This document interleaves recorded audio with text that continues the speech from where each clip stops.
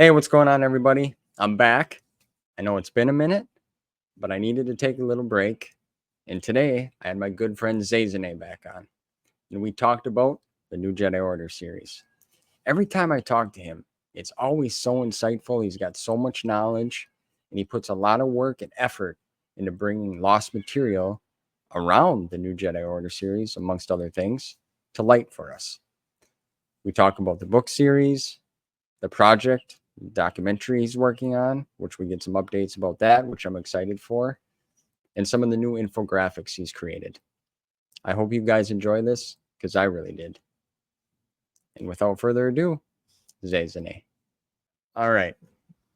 Well, it's been, I think, 7 months. Yeah. Since you and I have spoken on a podcast. On a podcast, yeah. On a podcast.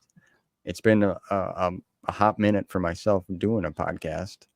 Needed to take a little break, take care of my health a little bit. Mm-hmm. But I'm glad that you're back and you wanted to come on and chat with me, man. Thanks for having me, and I'm glad you're back. Thank you. Yeah. Yes. A few people have reached out to me, and people I don't even know left some comments. So that was very heartwarming to see that. I didn't abandon it. I just needed to take care of some stuff. Yeah, I'm the same way sometimes. Yeah. Yeah, and sometimes it's good just to take a reset, right? There's a lot of great content creators out there and other folks doing things, and there's enough material to go around. But I always enjoy speaking with you because I always feel like I learned something. I know everyone likes to hear you because you have this in-depth knowledge of Star Wars, and especially NJO, which is your favorite, which is a lot of people's favorite, to be honest. Let's be honest here. It's a huge thing that happened. And I was recently going over some of the videos that you have on the Reddit. I watched them previously a while ago now when you first sent me that link. And just hearing the authors, Luceno, Elaine Cunningham, Troy Denning, Salvatore, how they all, it was like this great big team effort, and it was just like people were hand chosen to write these books. Yeah, it was like Avengers Assemble of the of the Star Wars universe. You're getting all these heavy hitter authors, and I love the fact. Firstly, I want to thank you for saying those nice things, and I think people love hearing you, so it's great to have you back here too. But I think when it comes to that, it's cool that you've been listening in. All that'll be in the documentary I'm working on. But to your point, yeah, I love that each of the authors brought something different to the table, and that's largely thanks to people like Lucy Autry Wilson and Shelley Shapiro. Those are really the two masterminds of NJO that they would, especially Lucy was trying to make sure that they find exactly who they're looking for, which is what Salvatore was talking about, that they're specially choosing people, that, like they say, Elaine Cunningham, she'd be great for Jaina, or we're thinking, oh, you know what? I think Stover would be really good for this more philosophical book, or I think Greg Keyes would be great with this cultural thing. And they're perfectly on point. Your podcast, you talk with Greg, you're on your show just about his history with anthropology and Native American culture. So there are people who bring so much to the table where, and that's the fun part for me also when I get to research this and looking into it, bring it to people, is so many of the authors who worked on the NJO were just very worldly people. It's not limited to NJO, right? There's other areas. Tales of the Jedi has like a lot of Egyptian influence in those comic books. Yeah. But NJO, I just love listening to, Luceno's talked about the Aztec influence from the Aztec culture and the Mayans, from the gods of the Yushin Vong Society, and which was sort of, I was already interested in Mesoamerican culture, but that led me to learn more about that. And then once you're learning about it, you're like, oh yeah, this is a total, and that's perfect for Star Wars, because Star Wars is always taken from the world. George was always like the battle droids were inspired by African cultural designs. Yeah. And, obviously people know about Darth Vader with the helmets, with the Shogun and all this stuff from Japan and World War II. And then you have, Naboo and everything like that is, the Tibetan headdress that Padme wears. It's always so cultural. I've almost thought of Star Wars as like world cinema. And so to have series that really carry that forward, that's what makes it feel really Star Wars-y to me. Star Wars is when it's not like just stuff from American history, stuff from the whole world put into a giant blender, maybe with some Flash Gordon. we have some fun with it. Yeah. Yeah. That's a perfect explanation, because that's how it feels, really. And it's great to see all the different cultures and influences added to it. You mentioned Elaine Cunningham. I was very impressed that she had read all of the material that involved Jaina. Yeah. Like that's 100% effort put into making sure what she creates feels real and authentic, right? Yeah, I think Stover, although he didn't read everything with Jacen, I know he had read the Shadow Academy with Young Jedi Knights, and obviously Greg Keyes had read some of the Jedi Knight stuff. And then you have Elaine who read that stuff, and it's so cool when you have someone who, as you said, cares that much that they would like to make sure that they know about who they are. And Elaine was special too, because she read forward. She didn't just read behind. She actually read after she was done just to see what happened. And so she read the rest of NJO and some of the follow-up stuff. And so, she gave her comments. It's cool. It's very interesting. Yeah. I really enjoyed her book. I thought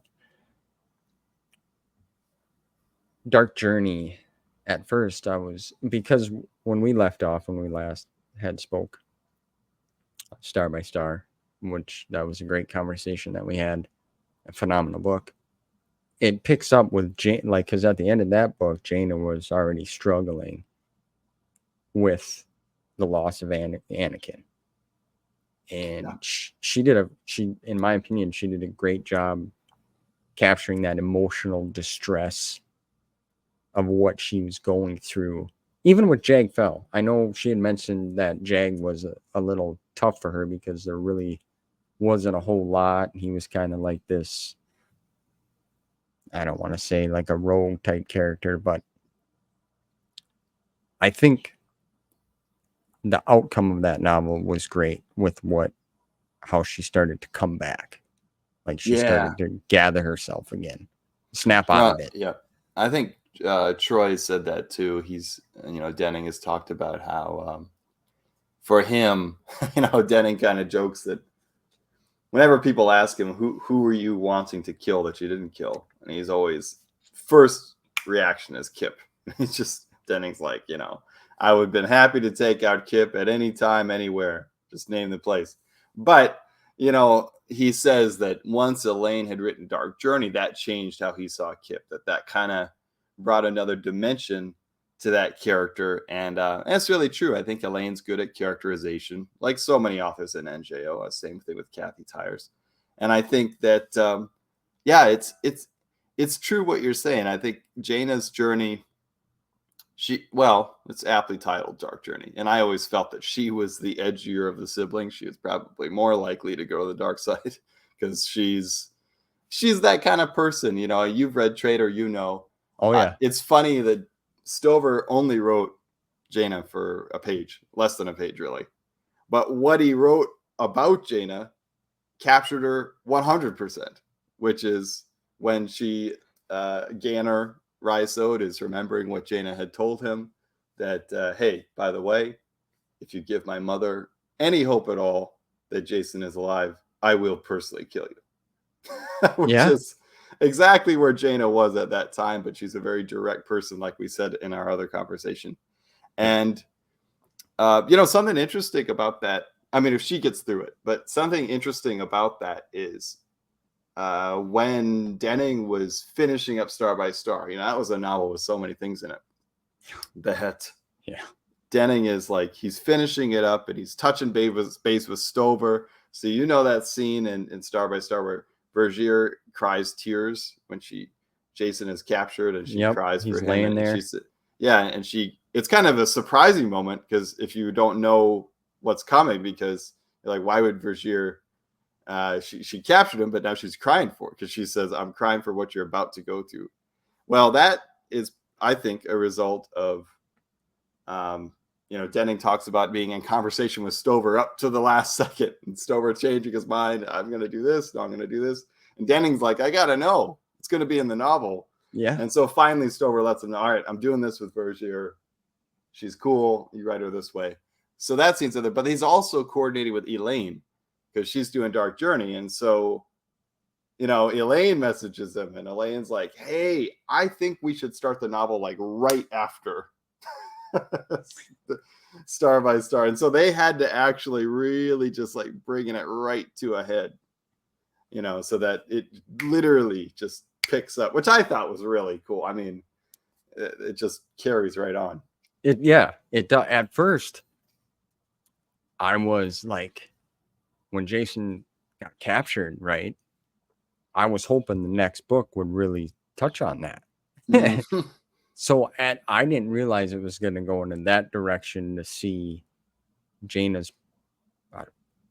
perspective, or what she's going through, what she's dealing with. So, I mean, I guess it was a nice little break, but it flowed well, if that makes sense. Yeah, But then, and well, the fact that they lost the connection to him with the Force, which is they explained couldn't in feel it. Traitor. Yeah, Yep. at the time, and there was a poll that I had been looking through, and the poll at the time, they had asked, about 25% of people they asked were entertaining the idea that Jacen had really died. And I also, thought, man, it's a potential situation here. But so when Traitor came around, it was like, whoa, this is pretty cool. Holy shnikes. Yeah, I could just imagine that reading this when it first came out and not knowing, right? Because that's kind of how it looks, is like, oh no, Jacen, he's done. We just lost. I mean, Star by Star in itself, it's like a climatic event that it's like all hell broke loose, and we're losing people. You just don't know, really. Yeah, and now all bets are really off. I mean, they were off before, but they're really off now. You've lost the capital. So as we said in the other situation, it's like, how do you come back from that? And then you lose what people really felt was a hero, their favorite character, Anakin. And I love that deal. And I know there are some people that are still salty about that to this day. They're like, oh, they shouldn't have killed Anakin. He had so much potential. But the thing That's is, what I thought. and everybody feels that way, but that's, I guess for me, the reason that works. I mean, of course they planned it from the start, but the reason that works is because that's what Jacen and Jaina feel. That's what everybody feels. Whenever anyone dies young or anything bad happens like that, your first reaction is, why did this have to happen? This didn't have to happen. There's so many other things that could have happened, and then this happened. And so for me, that's what made it so real. If it was a character that we didn't feel was going to be the hero or the leader or the favorite, then we wouldn't have felt that reaction. We would have felt like, well, at least we still have Anakin. At least we still have Jacen. But to lose someone like that, I was reading it when I was going through stuff, and, I had lost people in my life. So when I read that, I was like, I go, this is true. This is real. This is how life is sometimes. Yeah. Sometimes it's really not fair. But, and then of course that causes Jaina and Jacen to have to basically step up to the plate. And that's kind of what I think is so admirable about the series, because that's a very brave move. That's a very brave move to build up a character like that and then hope that you're doing so well that the audience will stick around, because it's a risky thing. They had several months between release of the books, and that's a risky thing, that you're going to snuff out any hope, and then you're going to say, see you next time, and hope people aren't going to quit on you. And we know from the bestseller data that people didn't quit, and actually it either stayed about even or actually went up. But yeah, I mean, that for me, that's what distinguishes NJO. That's one of the things that distinguishes it from other Bantam books or other, because let's be honest, Thrawn trilogy is beloved and I love it and everybody loves it, but it doesn't have a Star by Star moment, and other things don't have that moment where you say, hey guys, we could lose everything, and we did kind of lose. We can't maybe we could recapture Coruscant someday, but we can't bring back Anakin. So that really makes you feel. I think Aaron Alston talked about that, and Michael Stackpole also talked about this, that the costs of war, that if nobody that you love dies, if nobody that you care about dies, then you send the message that war is actually fine. Because if nobody you really care about in war dies, then that's the heroes always survive. We're fine. But if you show no, actually, I love that line that Jaina says in Destiny's Way, where she goes, she's pretty depressed by this point. She's getting battle fatigue. She's saying stuff like, it doesn't matter how good I am. It doesn't matter how many battles I fight. The longer this war goes on, eventually I'll die. And it's like that, it sounds depressing, but that's actually really true. War is very random. Yeah, I was going to say that's a realistic yeah emotion or feeling or yeah. And and there it is to be. I think it's worth saying the Jedi at that point were being so hunted by I almost said xenomorphs. They're being so hunted by the Voxen that they're facing an extinction level event. And so I really feel that Anakin saved the galaxy. He saved the Jedi. He saved the galaxy. He saved everything. And, I know people will sometimes say, oh, Chewbacca, he gave his life to save Anakin, but then Anakin died. Who cares? Well, I hate to bring the bearer of bad news, but everybody dies. Things still have value, even if people don't live forever. They still have meaning because of the things that we can do while we're alive. Anakin maybe didn't live 100 years, but what he did in his life made a difference. Was huge amazing. Impact. Yeah. Exactly. It made a difference. And and then of course it led to things he could have never expected. He would have, we deal with stuff about his ghost and Traitor, whether it's his ghost or not is up to the interpretation. But I think he'd be proud of how things ended up. Yeah, I thought that was interesting in Traitor too, man. Traitor was just, man, that was such a good, man. That's deep. Yeah. Like, that's a book you could just read by itself, in my opinion. I think, there's this line that I think Peter Parker in Spider-Man says, the 2002 movie, where I think Toby says, it's like you got to the top of the mountain and you weren't ready for it or something like that. And that's when I first read Traitor, it was like that. It was like, whoa. I didn't, as I've said before elsewhere, firstly, I didn't know Star Wars could do that. I didn't know to ask for that. And to be honest with you, I didn't even want it. It wasn't that I would have been against it, but it was not even in my world. It's like your whole life, you see a certain spectrum of colors and then somebody tells you there's purple. And you're like, what? And that was Traitor, because I was a teenager when I read it, like a lot of people. And that's coming in with stuff about philosophy and stuff about heavy philosophy, psychology, and stuff that's, I think, there's no greater thing as an author to write a book that helps people on a fundamental level. And I think that's one of those books that if you're going through a hard time, you read that book and you go, maybe I can do this. Because, when we talked and I told you kind of what I was going through, I've thought of Jacen. I didn't tell you that, but like that book, and from what he went through mentally, physically, emotionally, like you just said it. Maybe I can do this. Yeah, and we're human beings. We don't live in a vacuum. We need other people or other stories or something that we look to and go, that's, and the older you get, the more things you have. But I think Franz Kafka, the author from Europe, he said the books worth reading are the ones that'll like break through like an ice covered lake, get right down to and it'll actually break through to you and make an impact. And I think Traitor is one of those books.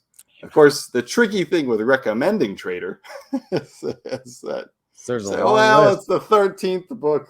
Yeah. And it's not exactly an easy recommendation, because even if you read it in isolation, which I've known people who have, then you don't necessarily understand the weight of the loss of Anakin or the situation the galaxy's in. Because I think at that point in time, it's easy for anyone, especially Jacen, to feel there's no hope. There's really no hope.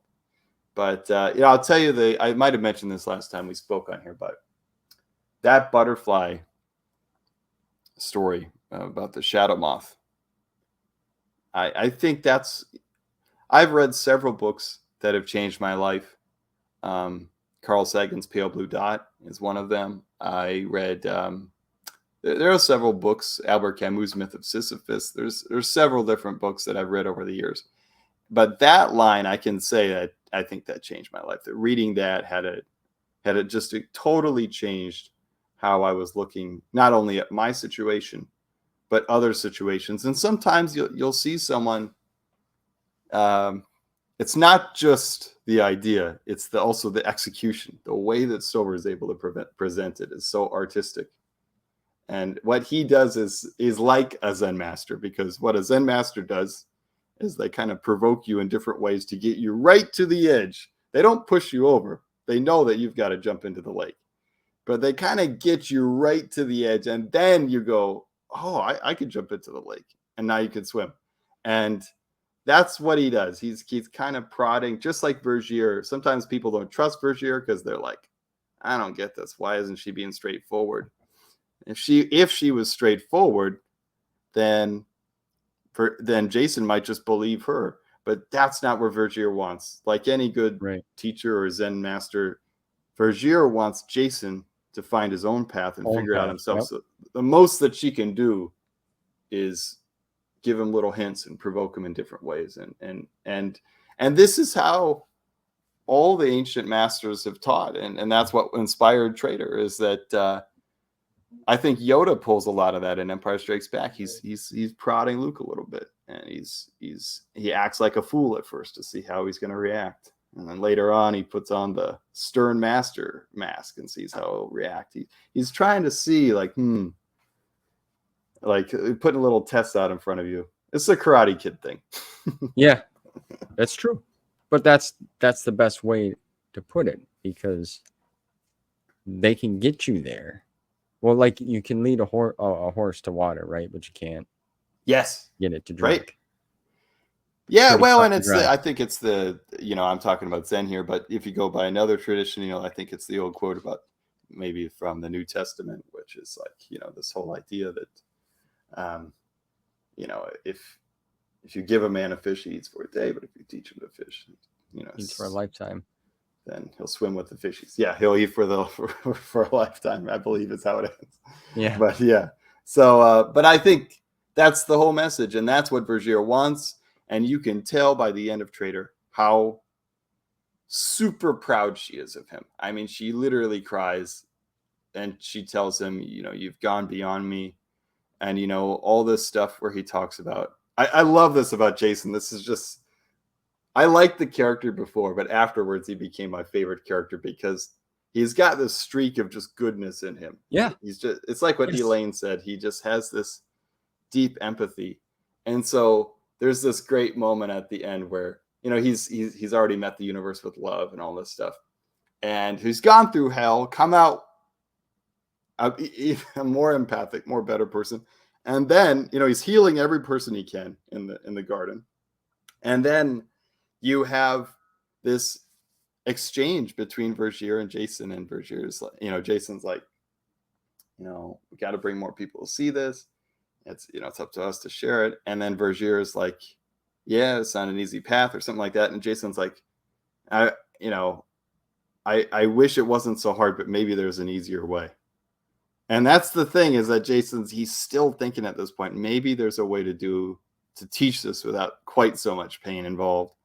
And And that's when she cries, because she's like, you've really gone beyond me. She knows he's a good person, and we can get into this later on, but on the Vergere question, for me, that question is totally settled when they have that exchange with Darth Vader, where Jacen is like talking about Anakin, he's talking about Vader, and she's like, "What are you talking about?" met him. And then she's like, "I know, but I thought that your grandfather was a different." And he's like, "No, he's Darth. That's who he is." And Vergere is crushed. She's just like, "What?" And then she's like, "What a waste! What an absolute waste of a person to go to the dark side." And I don't think that was a trick, because she was genuinely sad in that moment. And so I think, of course, and then the next, she prevents a genocide and is challenging Luke, and she sacrifices her life to save Jacen, and becomes a Force ghost. What more can you want? So, yeah. Destiny's Way is a great novel. Man, it's my favorite.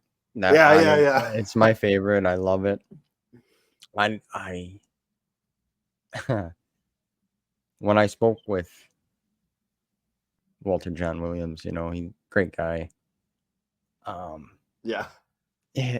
He just, I couldn't say it enough, really. Like, the book, like, from start to finish was just flawless, in my opinion. Not taken away from any of the other novels, like Traitor. I know Traitor is a lot of people's favorite, and it's great, but I don't know, like you said, Vergere, there was just so much that happened in that book, and good outcome, and like, I did not expect her to do that. No, just kamikaze right in there to save them, Well, she's a hard character to get a read on, because, as she so often has indicated, people say, "What side is Vergere on?" And some people are like, "Well, she's a good character. Well, she's a bad character. She's on the side of the Jedi or the side of the Sith." Well, I don't think the Sith one holds any water, but anyway, but at the end of the day, as Jacen is always, Jacen uses the same thing with the world brain, that Vergere and Jacen are on their own side. Pretty much. Yeah, they are on their own side, trying to bring about a different resolution to this war. And I love it because, firstly, the fact that Vergere is having debates with Luke. When I found out that was in there, I was losing my mind, going, "Oh my gosh, I didn't know I wanted this, and now we're getting it, and now I want this." And it was just something that you couldn't even dream of having this. And that's a credit to Stover, because if Vergere had met Luke without Traitor, we would be thinking, "Oh, this is interesting. Luke's probably going to ask why she saved Mara," which is also something to remember. She saved Mara. But because of Traitor, now that's like the least of our concerns. You kind of forget about it. Yeah, we're like, whoa. We got to talk about, like, what about the Jedi? What about the Force? And you could see, even in that, Vergere, as different as she is with Jacen, she's willing to act differently with different people. And you can see with Luke, she kind of takes on a more like old school stern Jedi approach, where she's like, "Hey, you youngin', what are you doing with having these Jedi kids? We didn't do that back in the old order." That wasn't, that was like new. You keep that thing in your pants, mister. Yeah, and I love that whole book, Destiny's Way. Walter Jon Williams is, I think, one of the great minds of Star Wars literature, because he's able to take on these issues that were tackled in the prequels. How do we balance the Jedi with the government, and he's really able to look at it in an intelligent way, and deal with these things super, super intelligently and carefully. And he's, this is on the Reddit that I put on there, but he has a funny exchange on the old Force.net forums with Anne Crispin, where Crispin, who had written the Han Solo trilogy, she logs on and she sees people talking about Ylesia, and she goes, "Oh, Ylesia, that shows up in NJO." And then Walter Jon Williams comes on and he responds, he's like, Hey, Anne, nice to see you here. Yes, Elasia shows up. I took your world and I did horrible things to it and I laughed. And that's the perfect culmination of the Bantam NJO relationship. I love your work, but we are definitely trashing some of it. We threw a wrench in it. Yeah, exactly. But I remember the first time I opened the page Destiny's Way, I was on such a high from Traitor. You know, the way that it had been so Lucy Wilson says, you know, she was trying to do like a James Joyce thing with Star Wars, make it really literature and literary. She says that it'll be in the documentary, and that Traitor was the thing that actually really hit that. She was like, yes, that's exactly what I want Star Wars to be. But then I read that and it was so amazing to go to that Mount Everest. But then and this is no negative thing to Destiny's Way, but when I opened the first page of Destiny's Way, I distinctly remember reading the first paragraph and going, oh, right, we're back to planet Earth. We can't live on Mount Everest. We have to come. And that's not a disrespect, because it's a classic Star Wars novel and you read through it. But I think even huge fans of it like us, you know, we would admit that you know, Traitor's written in a very different style. And that's the thing with Destiny's Way. It's more classic, but it's so good as a classic Star Wars novel. It's there with the best of them. And I love that Jacen finally gets a break, man. He gets to go on vacation and go swimming with Danny, and it's nice, you know, just to take a chill pill, because we've been going through the hell for so long. I was going to say, he's been through hell and back. Yeah. A lot. And, you know, he comes back, and to have that wordless exchange with Jaina, I think they hug, and, you know, they both have been through that's also a special thing. Their twin bond. There's just something so special about that. And I don't want to say it's more special now that Anakin's gone, but it's very special. Well, I think it had to become that way because they lost Anakin. Mm-hmm.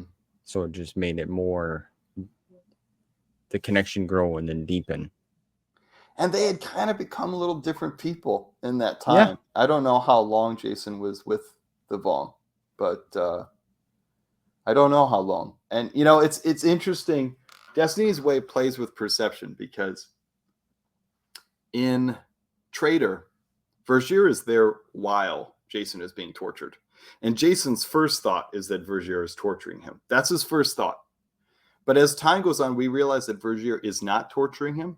What has happened here is that the Vong are torturing him, and Vergere is looking for a way out. Yeah. She can't say no, because if she said no, they would kill both her and Jacen. So she's trying to find a way to both get him out of this, but maybe use this as like a way to teach on the fly. It's kind of like Obi-Wan with Luke and A New Hope. We're doing some little lessons as we're going on an adventure here. Yeah. And so I, you know, she's really, by the end of the novel, if you ask Jacen, was she the torturer? He would have said no, because he would have recognized that she was actually his biggest help, but she also knew that she had to be careful, because she couldn't, if she had immediately put an end to it, the Vong would know that she was not like their biggest fan. Like, they would have turned on her instantly. But the interesting thing is that a lot of the characters in Destiny's Way don't know that. Luke doesn't know that. Mara doesn't know that. And all they know is, you're telling us that Jacen family was there, he was being tortured, and you watched, you were with him. And so from their perspective, and this is the way it's presented in Destiny's Way, their internal monologue, the way they talk, they're like, you tortured Jacen. What the hell were you doing? Yeah. And that's what I love about, you know, NJO deals with unreliable narrators, different perceptions, different perspectives. Jacen has a different perspective on that than Luke does. And that's really interesting. And it's up to the reader to be able to handle that. I think some readers get a little confused. They will say, well, wait a second, I thought we read in this. But it's actually just a different perspective. Yeah. Yeah, there were some times where I had to think about it a little bit when I was reading, because you're right, it's different. There's different ways you can look at things. And going back to the interaction with Luke when they had her cat, I loved the Force games that they were playing with one another, and how Yeah. she broke herself down so small, and he couldn't, quite connect with her. Yes. Yes. That was Yes. wild. Oh yeah. I mean, it's all just. It was just fantastic, man. Yeah, I know you asked him about his ideas about. I was just gonna say, yeah. And he brought up a really cool idea that I think Luceno had, but he said he had an idea which he didn't share. I would have loved if he had written more. Me too. Star Wars. Yeah. I didn't want to pride or if I didn't think to ask him after we recorded, just for my own personal. Mm-hmm. I want to share it because he had to get going to an appointment because the man beat cancer, so that's awesome. That's good to hear. I did not know that. That's incredible. Yeah, that's awesome. He's a very busy guy. He's a very well connected guy. I gotta say the acknowledgments of Jon Williams and Destiny's Way are almost without compare when you go to Star Wars novels. I think there are some funny moments in Star Wars history when it comes to the acknowledgments. I think Crucible Denning thanks Dave Idoni, and he admitted that was a misspelling of Dave Filoni.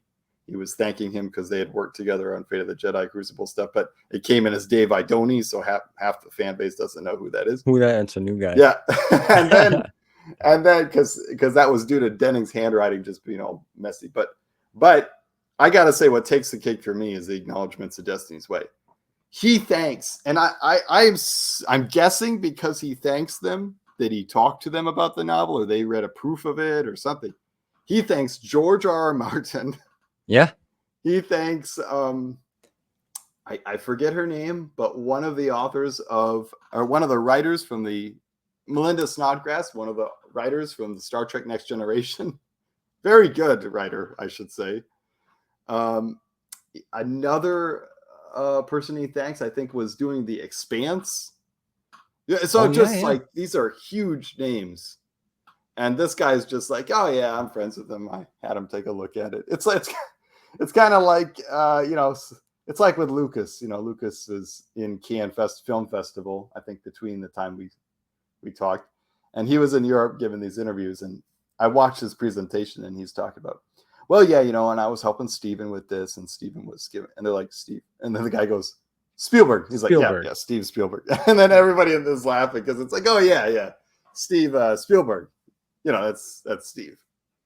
Yeah, that's pretty funny. That's funny. Yeah, well, I mean, they pay due, right, to people that's influenced them, or they work together, or they helped each other. Like, that's great. I would do the same thing. Why not list all these people that aren't involved with? Yeah, well, you got to be that lucky, to be able to have people at that creative level be able to give feedback on your work, and that happens sometimes with NJO.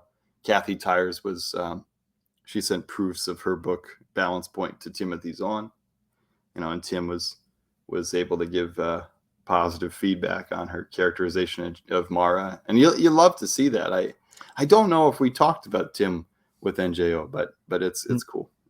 No, I don't. Maybe briefly that he was originally involved or overlooking the project, right? Yeah, they had asked him to do 2 or 3 books, which I couldn't say why when I talked to you because he hadn't read it, but I remember saying, I think it did come up. I said the Force Heretic trilogy to me seemed like maybe you can see why I said that. Yeah. Now, yeah. I know he had ideas. It didn't work out, but it's an interesting thing. You'll see in the documentary that it's coming out. NJO is the brainchild of many people. There's not one person at any stage. So like the final version of it was also a different thing than the original idea. So, I mean, there's so many voices.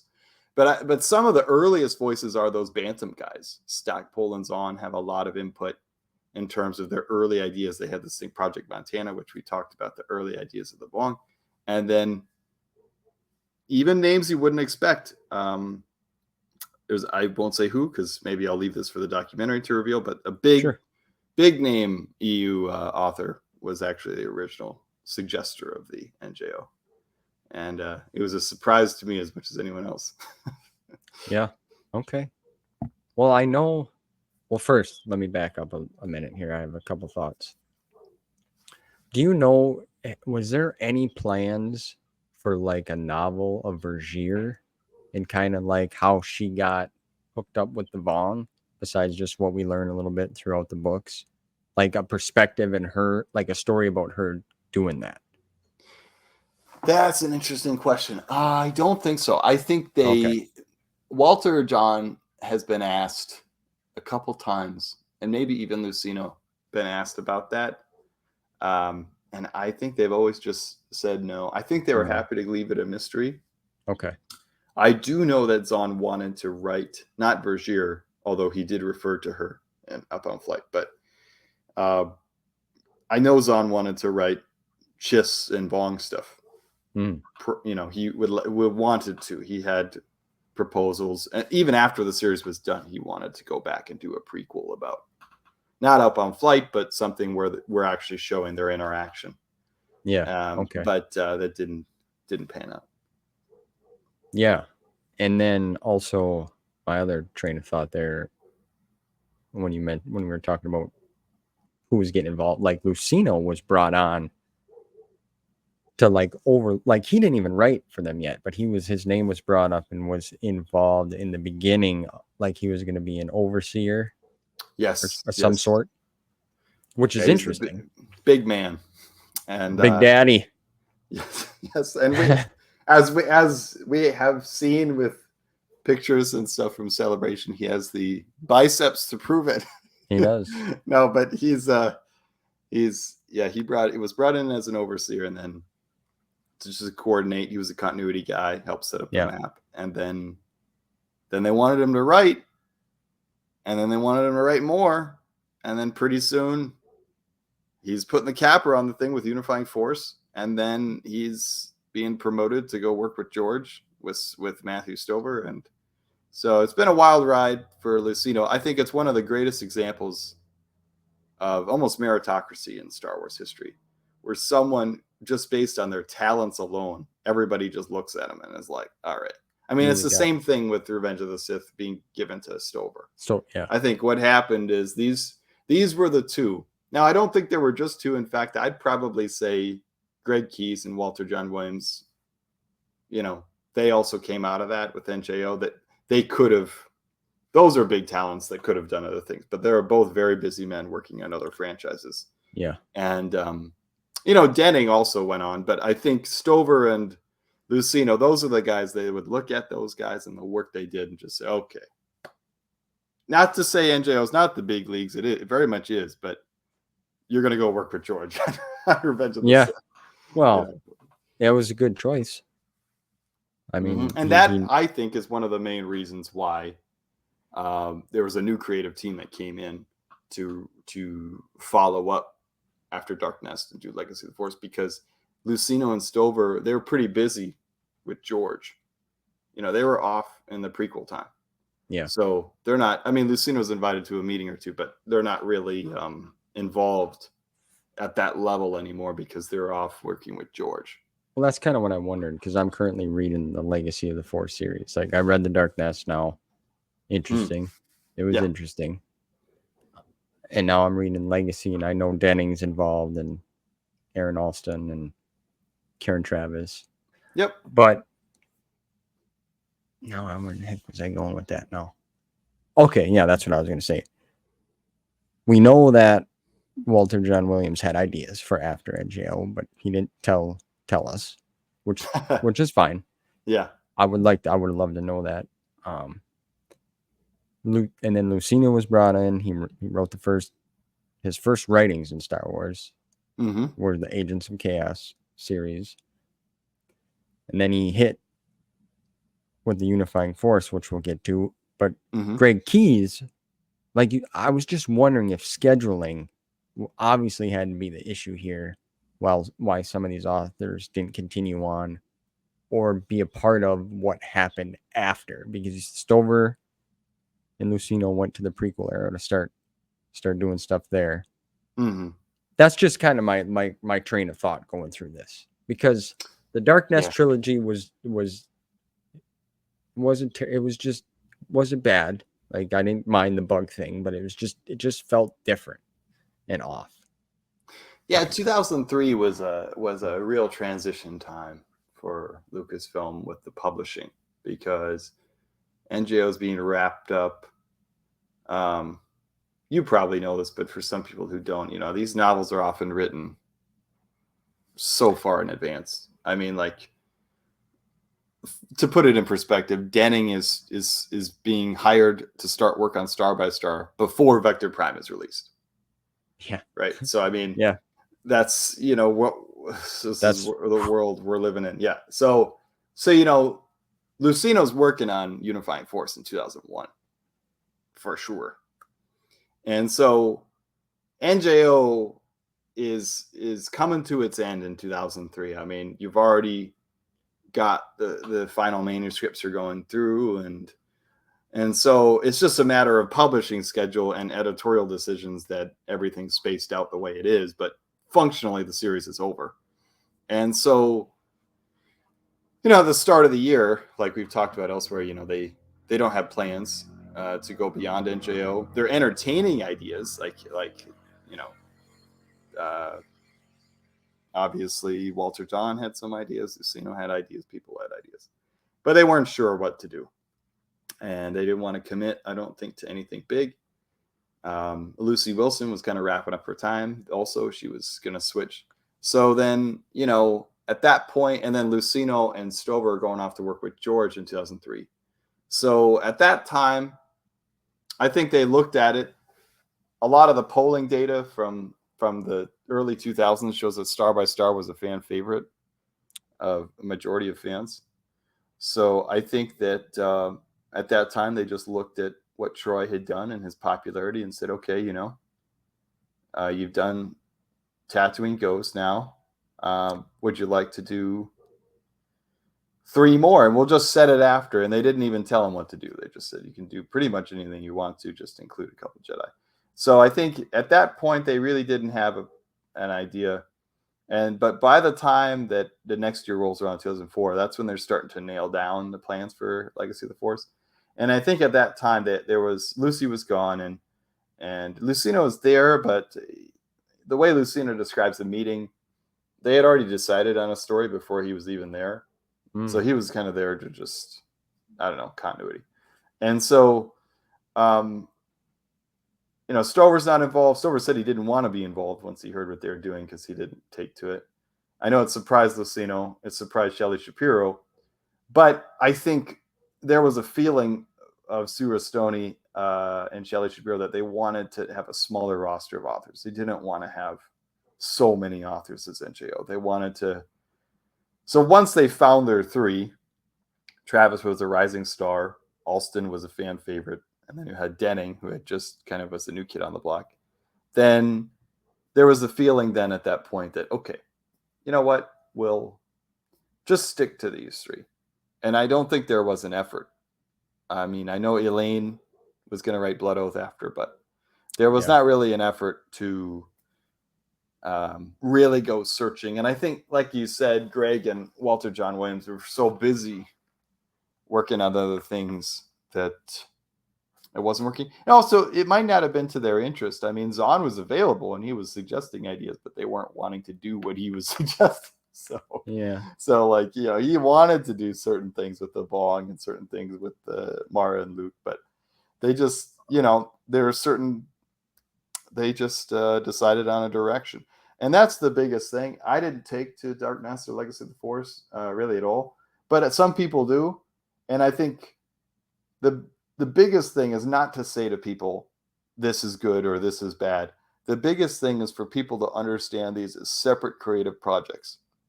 I know it's easy with the EU to think, oh, it's all one big universe, but it's really more realistic and truthful to say NJO, that was one project and it wrapped itself up. And then the Dark Nest and Legacy of the Force thing was another project. And these projects have different creative visions. And I think that when you try to combine those creative visions, you have problems. And I think it's kind of like the Clone Wars television series and the Clone Wars multimedia project. These are two different creative visions. Yeah. And they may not fit, but the reason they may not fit is because despite whatever the branding may say, these are very different visions of how Star Wars works.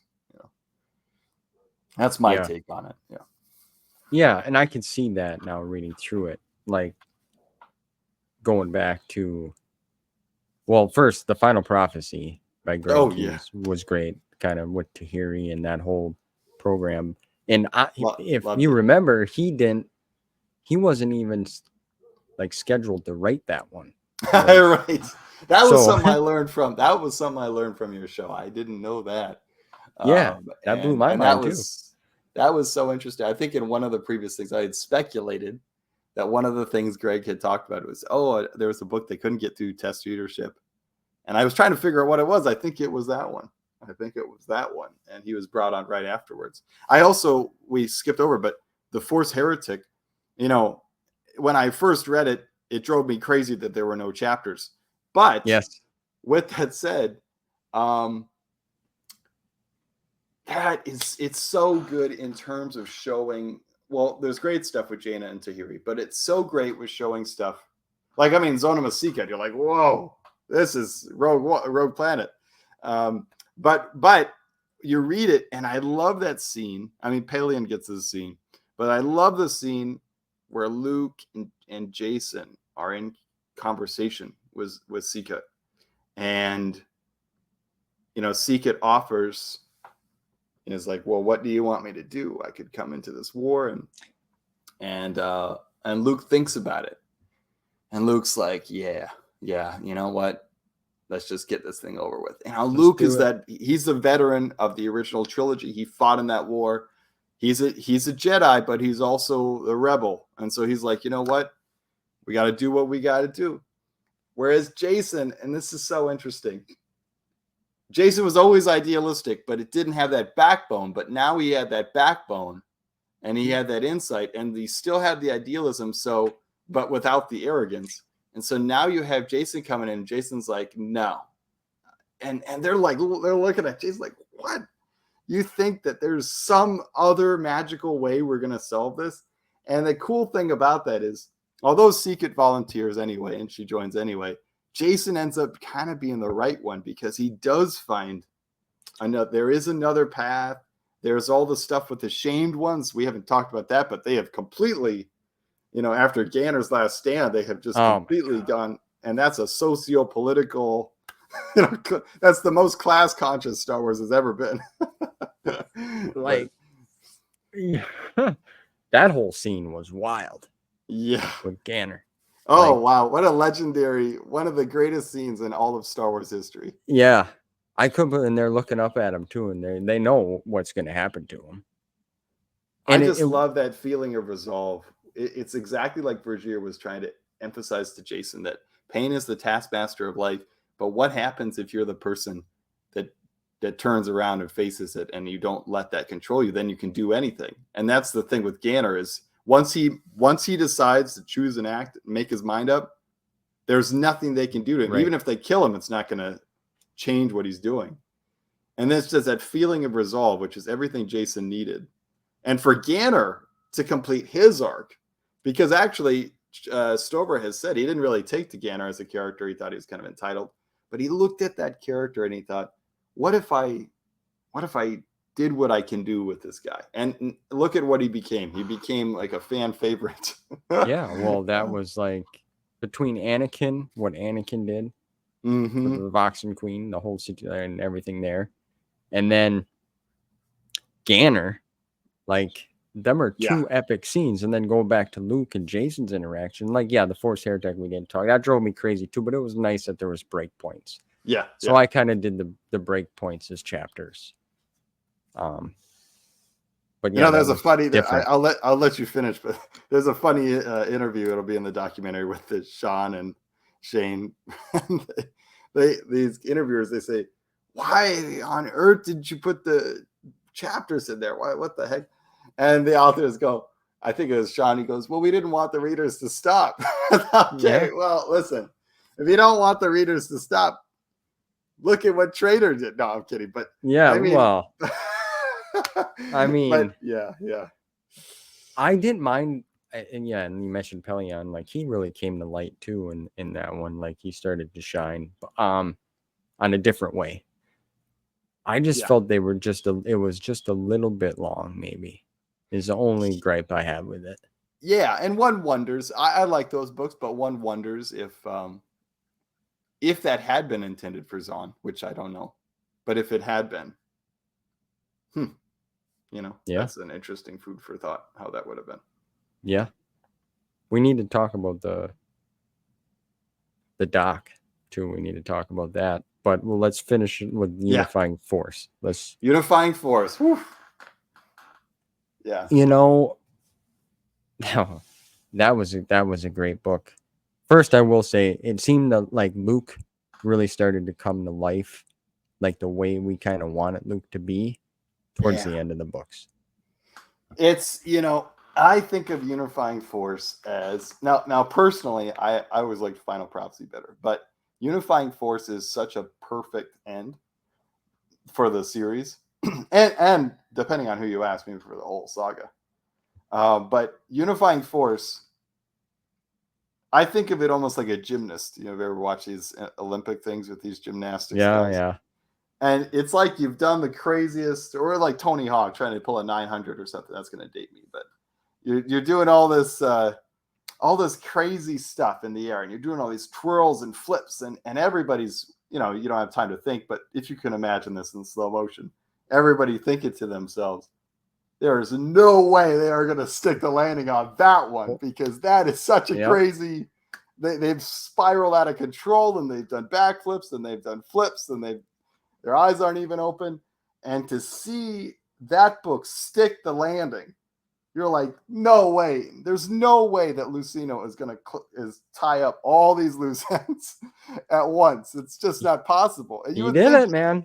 You would think it's not possible, but then he does it. I've even read comments from people who were not thrilled with NJO when it came out. Most people, I think, were, but there are some who weren't.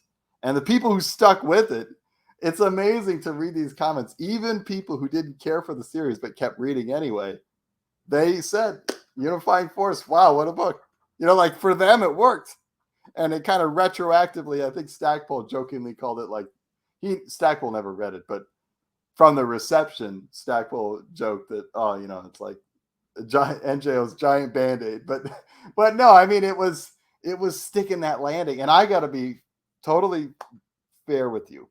To each their own. I respect people. Art is to be interpreted differently. But if I was in the position of Howard Rothman or Sue Rustoni or Shelley Shapiro, I read Unifying Force, I close the book, and I go, all right, that's the end of that timeline. That's it. We're not, because there's no way. And I don't think even the hardest fans of the Legacy of the Force and Fate of the Jedi, I don't think anyone would say that there was ever a book that could wrap it up like that again. There's no way. I mean, I think it's like Return of the Jedi. You watch the ending of that and you go, all right, that's it, because we can't. There's no way that we're going to end it better than that. There's no way. The chances are so slim that we're going to be able to do that, and that the right person for the right job is going to be there at the right time, and that Luceno would be the guy. I know Stackpole had been floated. He had been floated by fans as being the guy to finish up NJO, because he was also the guy who had come up with it with Luceno. But he kind of dropped off after Star by Star. He didn't keep following the series. But Luceno was there. He was there planning every little part of it. He was there the whole time. Yeah. Yeah. And geez, I remember reading that book, and the first part is slower than the second. But I remember reading it, and we're getting conversations between Onimi and Shimra, and you're like, whoa, like we are going, like we're not going behind the curtain. This is behind the behind curtain. We're just in the Oval Office here. We're like this. I mean, we're actually, this is crazy. And I love that character Harar, and we're getting the Vong now are such a complex species by this time. Oh yeah. They have so many different perspectives and so many different Like you really feel like, wow. And by the end of that book, we can talk about Jacen and Luke, but by the end of that book, just in terms of the galaxy, I mean, like I said, I would close it there. Yeah. But if you were going to continue it, for me, the feeling of possibility can't even be described. When you read that, you're like, the galaxy is in such an interesting place. The Force has been taken to such an interesting place. You're going to need like a Jedi Master to write whatever books follow this. Because to be able to take it to another level, not saying war, but like to that level of sophistication, that's, you know, a hard task for anyone. I don't envy Denning having to do that. And I might not have liked what he did. I might not have liked that. But that would not have been an easy task for anyone. Now, I am putting together an outline, which I mentioned last time. It's gotten delayed because I've finished the documentary first. But I have this huge document. It's got like 30 pages of notes or something. It's gotten bigger and bigger and bigger. I'm just going to run out of room. But it's all these authors' ideas for after. NJO's authors' ideas for after. And like I said, I would wrap it up there. But if you were going to continue, you know, we have the books that were published. But for people who didn't like the books or they want a different path, or they felt that feeling that I felt of unlimited possibility, then I think NJO, some of those authors' ideas are very much like that feeling. And I think, you know, Kathy Tyers put it very, I can't summarize it all, it's too complicated, but I can say Kathy Tyers with her suggestions, she summarized it the best when she says, you know, whatever the end of that era would be, it would be Mara and Luke and Han and Leia sailing off to the, I don't know what they call it in Lord of the Rings, but sailing off to the Undying Lands. Yeah. And, you know, you have that fairy tale because NJO, we've finally been through the thick and thin. And this is a great thing to wrap up what I'm saying is that Luke says, I think it's in Unifying Force. I know Luceno was thrilled to have that title be approved because it's a double meaning. It's what George meant, but it's also what we unified the forces of the galaxy. Needed to happen. Yeah. And I love that Luke says that line. He's like, who would have thought it took the Yushin Vong to unify the galaxy? We got the Empire. We got, you know, and that's like, we did it. You know, episode 1, galaxy is together, but it's falling apart. But then now I mean, even, I know some people try to wrap it up at Hand of Thrawn, but the galaxy's not really united. We have a peace deal, but it's like the Cold War still. Whereas like now it's like, no, man.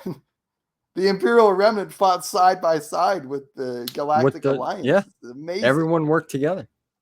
I mean, and the Hutts are probably going to get what's coming to them. It's great. Yeah. It's great. You mind if we take a little bathroom Yes. break here and we'll come back and then I'll feed my thoughts. Yes, I'll be back in a second. Welcome back. Yeah, I'm interested to hear what you think of the Unifying Force. Yes. All right. Take a drink here.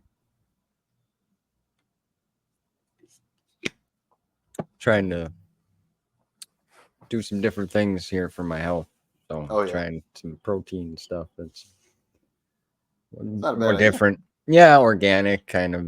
It's vegan protein because I'm allergic to whey. Mm-hmm. I had an allergy test done, like a blood allergy for food allergies. Mm-hmm. And like whey is like off the charts bad for me. And I used to take that a bunch when I was in good shape. Yeah. Whoa. So now I'm trying non-whey.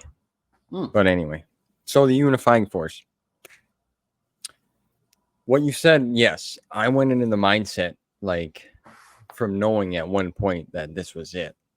This was like there was no books scheduled after this. So I tried to go into that mindset. But it's hard because you already know, well, there's Legacy, the Darkness, you know, not so on and so forth, the Fate.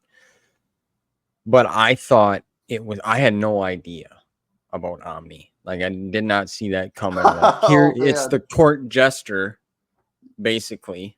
Yeah. Running the show. Yeah. Okay. Pisses me off that Anor made his way all the way up until. Like, exactly. I mean, he was clever as hell, though. Clever as hell, that They could have totally Maybe. killed him in Traitor, and they did. But yeah. I mean, and then he's got the whole, like you said, the shameless ones. He's got that whole crew. Yeah, he's just taken over that whole thing too.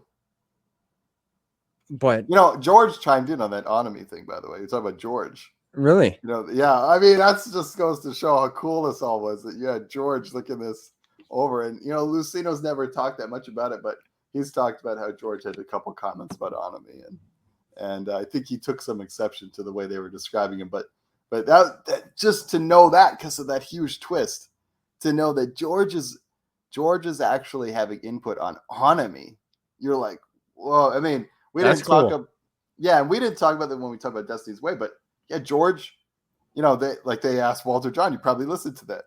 They said, hey, Walter John, so did you have any trouble with that? Did you and Stover have issues trying to get that Vergere philosophy into NJO, And then Walter John's like, oh, no, that came from George. Whoa. Whoa. That's amazing. that's the big daddy. Yeah, big daddy. He's like, anything related to the Force. So for me, that's also the cool thing, because that's as far. I mean, George might have looked over something with the Legacy comics, but he wasn't involved in any of the novels after this. So that's another thing. It's like Unifying Force is like the last. It's like the last reach of the fingertip of George into the future. That's what it feels like. Like I was saying, that's what it feels like when you get to the end of it. Mm-hmm. Like he wrapped it. Like that's it. We're good. Mm-hmm. Everybody's chill. we're finally good. They're gonna Vong. We're gonna keep them around, but they're gonna get their shit together. Yeah, Wedge is meeting with all those squadron guys saying, "I'm gonna retire." They're like, "You're gonna retire." Everybody's like, "We're retired. We're done. We're done." Everybody. But that battle with Luke and Shimra and Jacen, man. And Luke would be dead if not for Vergere, because Vergere teaches Jacen the art of the small. Yeah. And he saves Luke's life.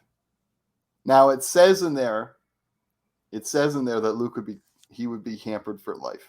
He would never be what he was. And I don't think that was carried forward, but that was the intention. And I think to have Jacen come in and save him using everything that he learned through the Force to save Luke. It's just the ultimate. It's straight up beautiful. And then Jaina being involved. Now with Jacen, just where he's at this point, he's just like a Buddha. Man, he's like a Phoenix level. Yeah. And I love that you said that, Phoenix, because he's risen from the ashes here. He's a reborn man. And he has... someone was quoting this on the subreddit this week about the beyond good and evil phrase. I think it said that, Jacen is seeing beyond this, beyond good and evil, beyond this or that. He's one with the universe. And people have read into that, but that's amazing. I think Onimi's like cells turn on themselves and he like self-destroys himself. It's amazing. It kind of reminds me, if you'll indulge me a little bit here. Yeah, absolutely. It reminds me, I had some of this planned. I knew we'd talk about this, and I kept some quotations here. And Matthew Stover actually chimed in on this, which is great. Stover coming in on. And I love it. So people asked about beyond good and evil, because there's this phrase, as that Jacen had passed beyond choice and consequence, beyond light and dark, beyond life and death. And Stover said, the phrase beyond good and evil is taken from Nietzsche's aphorism in the volume of the same name from that book. And this is a quotation that Nietzsche says. He says, whatever is done out of love takes place beyond good and evil. And Stover says it has nothing to do with being the Ubermensch or controlling people, nor is it framed as a worthy goal toward which to strive. It's a simple statement, one that in my experience is empirically verified, that love is stronger than moral structure. I love this because you remember what Traitor says, which is he faces that darkness And he says he chooses to meet the universe with love. And he finds out that the universe can love him back.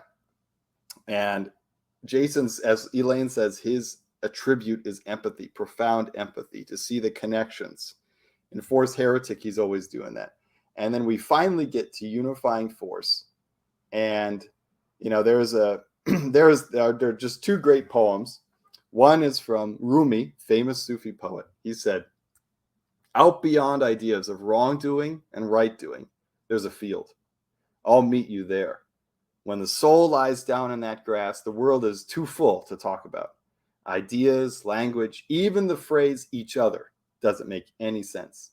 And then there was a Zen master around the same time. This is ancient times, but Muso Suseki, he wrote, in the realm of true purity, there is no such thing as I or he or she, nor can friend or foe be found. The slightest confusion of mind and innumerable differences and complications arise.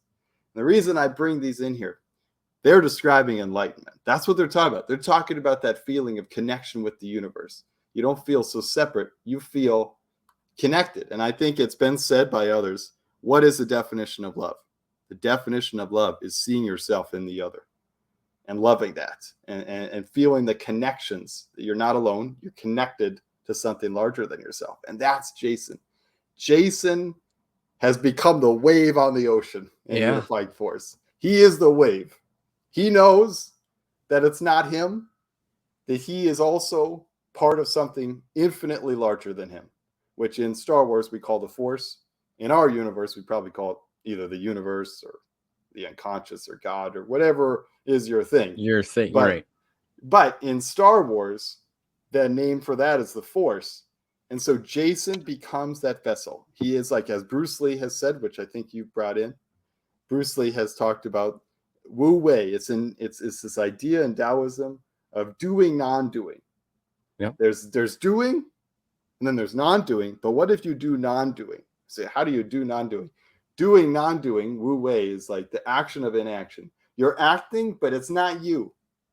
You're in that flow state. It's like if you're making music, or if you're anything that has that flow state, you're there. And Jacen is under the stream. And that's why I think when he says he's in this moment, and he'd probably try his whole life to get back to that, but he knew he'd never really, because he knows that the universe is reaching its, like, the tip of its mountaintop with him in that moment. Jacen is the culmination now of all the previous generations coming to him. I know Rey says, "Oh, I'm all the Jedi." Well, Jacen's all the Jedi. Yeah. And this is the ultimate Qui-Gon. I mean, he is in this moment.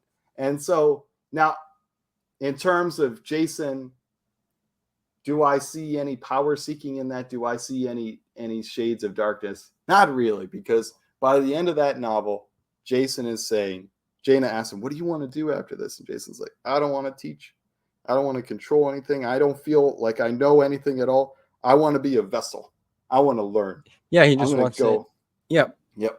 I'm going to go around.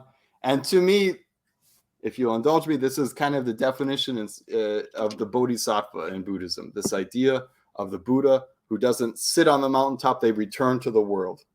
They go to help others. They go to learn. They go to, and that's what Luke is, and that's what he is. And so for me, it's incredibly beautiful. It's actually very profound. I almost say almost more profound than maybe Star Wars is or should be or whatever. But it you know what? If we can do it, then let's do it. So it's awesome. I'll say this. I think that an author writes to their ability. They write to their knowledge. And Luceno is such a well-traveled person. And Stover is such a well-traveled person. And Walter Jon Williams and Greg Keys, these are people who know so much deeply about human experience. They've been with other cultures. They've been in martial arts. They've all of this. And even the Force Heretic guys, Shane and Sean, you know, it'll be in the documentary. We can talk about it after. But like Sean, he talks at great length about the moral questions, the ethical questions that Jacen deals with. And that's one of the things Vergere teaches Jacen, that just because you can and you can keep yourself still, that's not enough. It's not enough for a Jedi to feel okay and just slice down as many people as they want. The ends do not justify the means. So it's like, well, what am I supposed to do? If intention isn't everything and effect isn't everything, then what am I supposed to do? And Vergere's trying to get Jacen to that point, which he does get to with Unifying Force, which is, it is my will, but it is also the will of the Force. Yeah. I am connected. You know, in Zen, they say a Zen master enters a pond, but he doesn't make a single ripple. That's Jacen. In this moment, he is in connection with every atom. It's amazing. Awesome.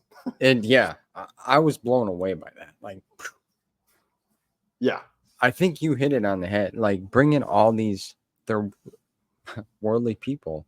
They're involved with like philosophy, culture, like we mentioned earlier, martial arts, like that, all that. I think it fits perfectly for Star Wars. Yeah, I mean, Tom Beach asked George Lucas, what should I do for the Jedi and Tales of the Jedi? And George wrote back, look to Buddha. Look to the wise men. And this is wisdom, man. This is wisdom. Jacen finds that path. Yeah. And he did his thing. Like I said, he was a phoenix. He had that moment. He's glowing. He just takes it all on. He's in that flow state. I love that term that you use, that flow state. Like sometimes you don't realize you're in it, right? Yeah, right. And then, and that's the amazing thing. He's in that flow state, and then he does realize it, and that's where he's like, "Oh, right, this is it." You know? Yeah, this is, you know, and there's nothing. I don't think there's no darkness in saying, if you go to Mount Everest and you know, I'll probably never be this fit again. I'll probably climb other mountains, but that's not I don't see darkness in that. I see that's just an honest admission. And you know, so sometimes, you know, the later stuff kind of look back at that, but I do a separation there. So it's a great capping off to that journey, and I see pure light. It's just light. Yeah, you know, I'm enjoying the Legacy series. I mean, obviously, with Jacen, he was my favorite character from the go, just because I loved how he was. He was kind of shy.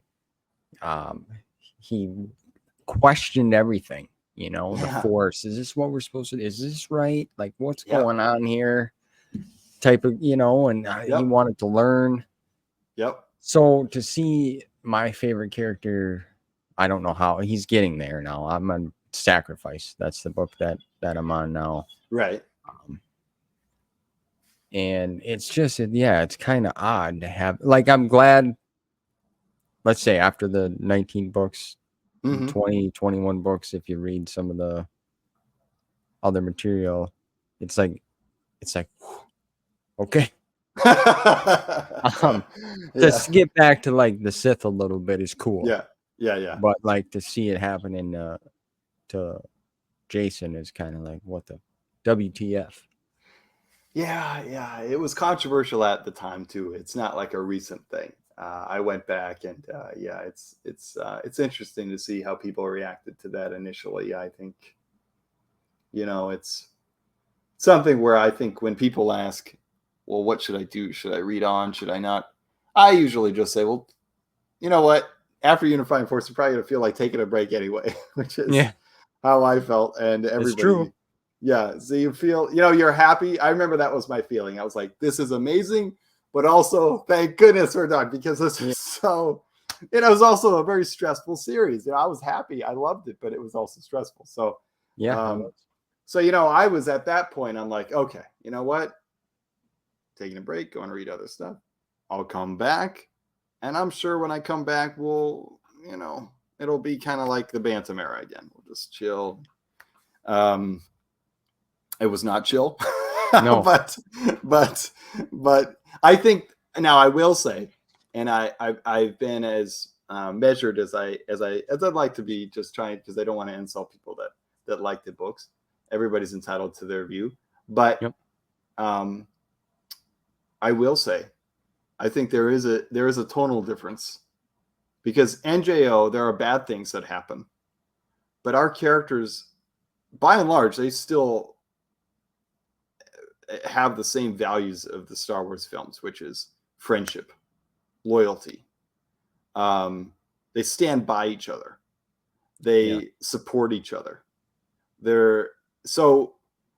Even though NJO is a dark series, it's actually not that dark when it comes to the moral stuff, because people are not, it's not like the Jedi are backstabbing each other. They may have disagreements, but they're not like, Kip isn't trying to kill Luke.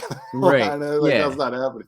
Well, and Jaina, like Anakin and Jacen may have disagreements about the Force, but they never try to kill each other or something. And so now you haven't reached the end of Legacy of Force, so I won't spoil anything. But I do think already you've probably seen that there is a tonal change. Oh, yeah. Where Dark Nest and I think Legacy and Fate of the Jedi, there is a different thing. You have old friends, old family turning on each other. Betrayals. Yeah. And that's I think, largely because that was a series that was inspired from the prequel films. Now, I love the prequels. I do.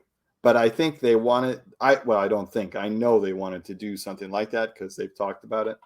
So I think they wanted to do that. Now, their original idea was to put it in the Old Republic. And I still think that would have been a safer choice, probably a better choice. That would have been cool. Put Legacy of the Force back there. But now sometimes people talk about that as if that would have left post-NJO clear. Not really, because Darkness would have still been written. So I mean, it is still there, and it is still building. I mean, Darkness was building up to Legacy. I mean, that's what it was doing. So, there's no time machines, so it is what it is. Yeah. But right. But it's a different vision, and I think to people who really are happy with where Jacen was, it is a shame, but it's, that's the risk you take with storytelling. I think they let NJO be bold, and I'm happy they did. Now, they did get George to look over it, but he told them to be bold. He didn't want them to do a prequel thing. By the time of Legacy, they were doing that. So someone could interpret that as being like, oh, is this against George's thing? I mean, he never looked at it, but I think, that's another, we could call it bold take, it's its own bold take. True. And I think, the truth is, if you're going to let someone have their bold take, then someone else is going to have their bold take. They're not always going to agree. That's what Denning says. Denning says, oh, big surprise, two people. Denning acknowledges that he and Stover do not agree about the Force.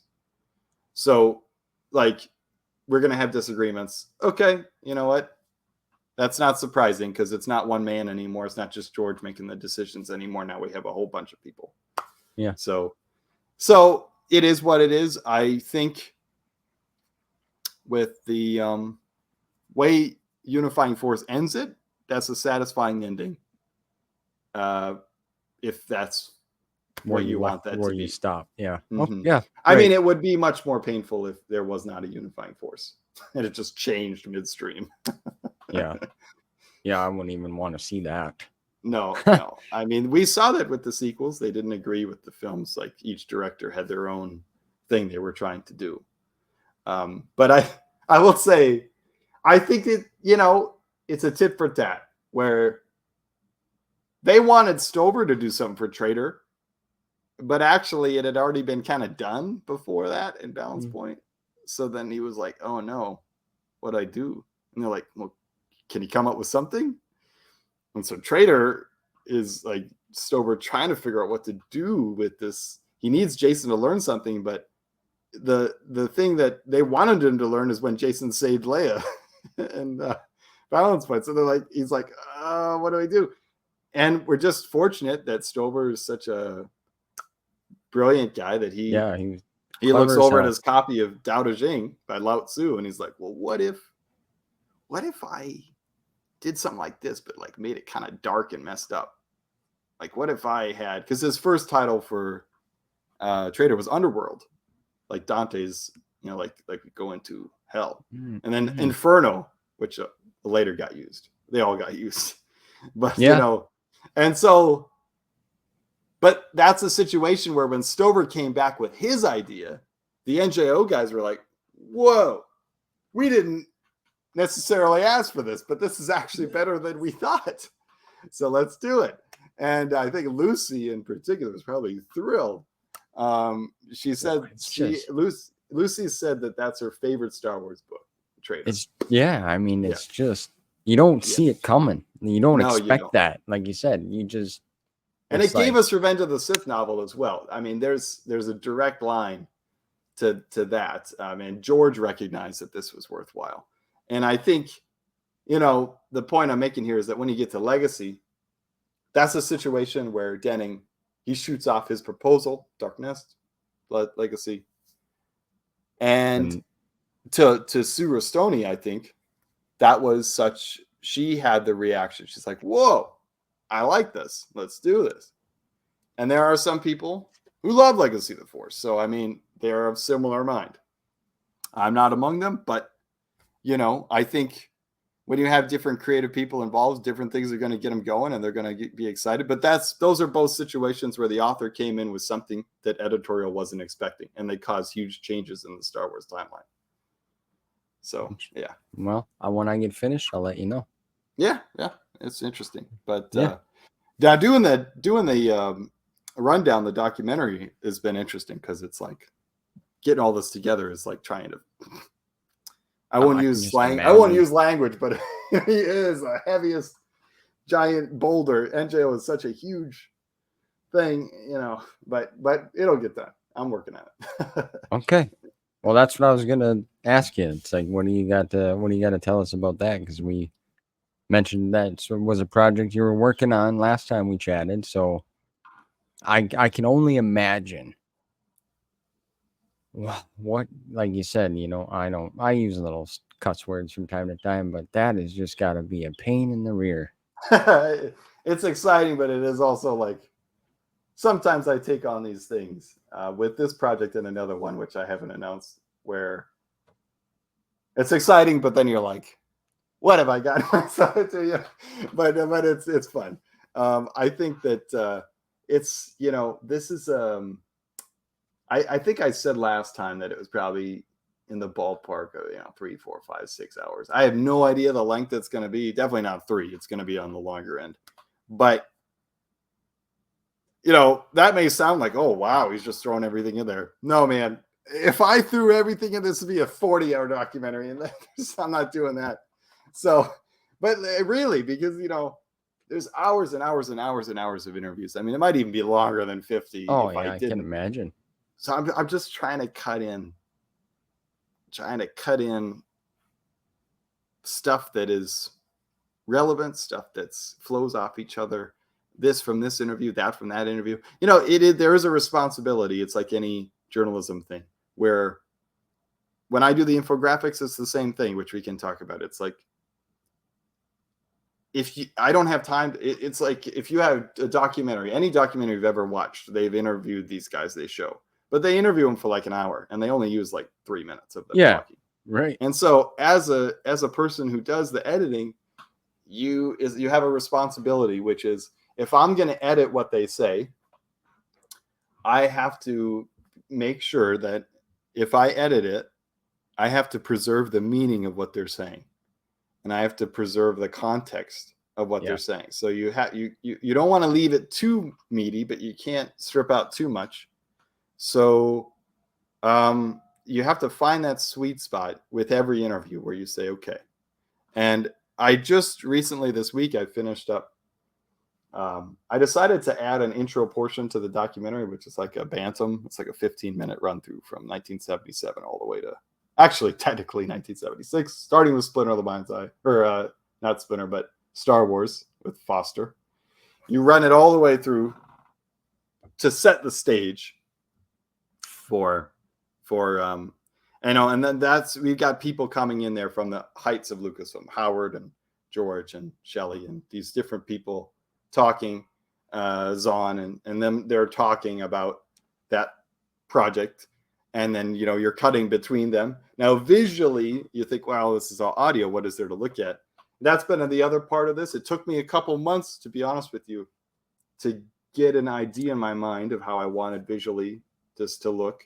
I think I do have an idea for how it's going to look. There will be things happening on the screen, but we're cutting this, and it's like sections. It's almost like doing mini documentaries. It's like, okay, this 15-minute part, this is done.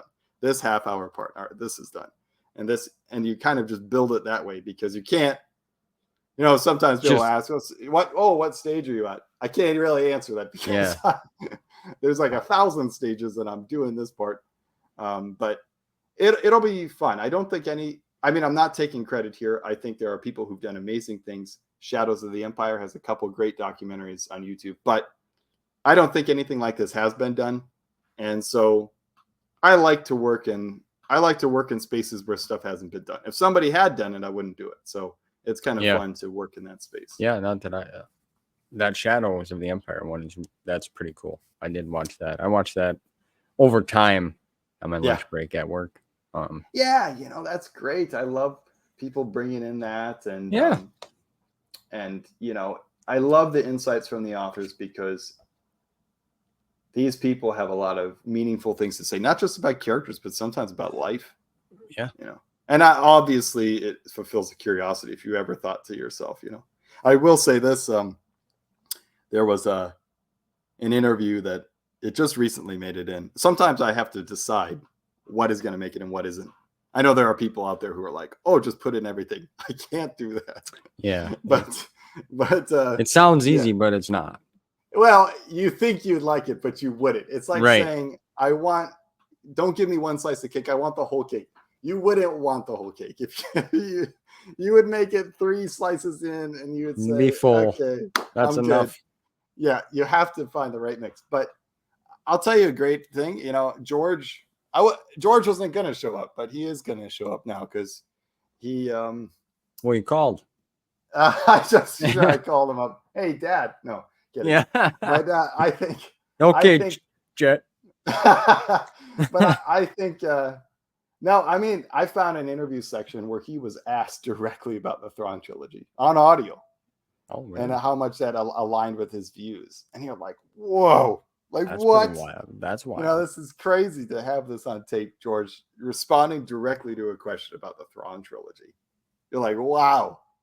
And not only for him to respond to it, but for someone to be asking, hey, Timothy's on. George's like, oh, yeah, that. Like he knows. He's in the know on this. So cool. That is cool. Anyway, it's fun to put together. It's fun. I think people will like it. And if you have your favorite novel or favorite thing, or you read through the whole series, you can come in afterwards. It's like a companion piece. Yeah. That's good.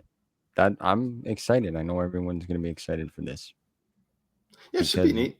Yeah. Well, you do great work. Let's see here. See if I can get this up here. We'll talk about this a little bit here. Why can't I get this to add? There we go. There it is right there. These are some things that you've recently released. And then we'll have a couple of them that you haven't put out yet. So it'll be like an exclusive first time here on the show. I like that you're showing this one in particular, this balance point one, because this is like the white whale for me. I was calling these promos. Actually, Chris Nelson, he's got an amazing collection. He corrected me the other day. He's like, these are not promos, they're print ads. I was like, okay, I'll have to remember that. But I'm too simple-minded for this.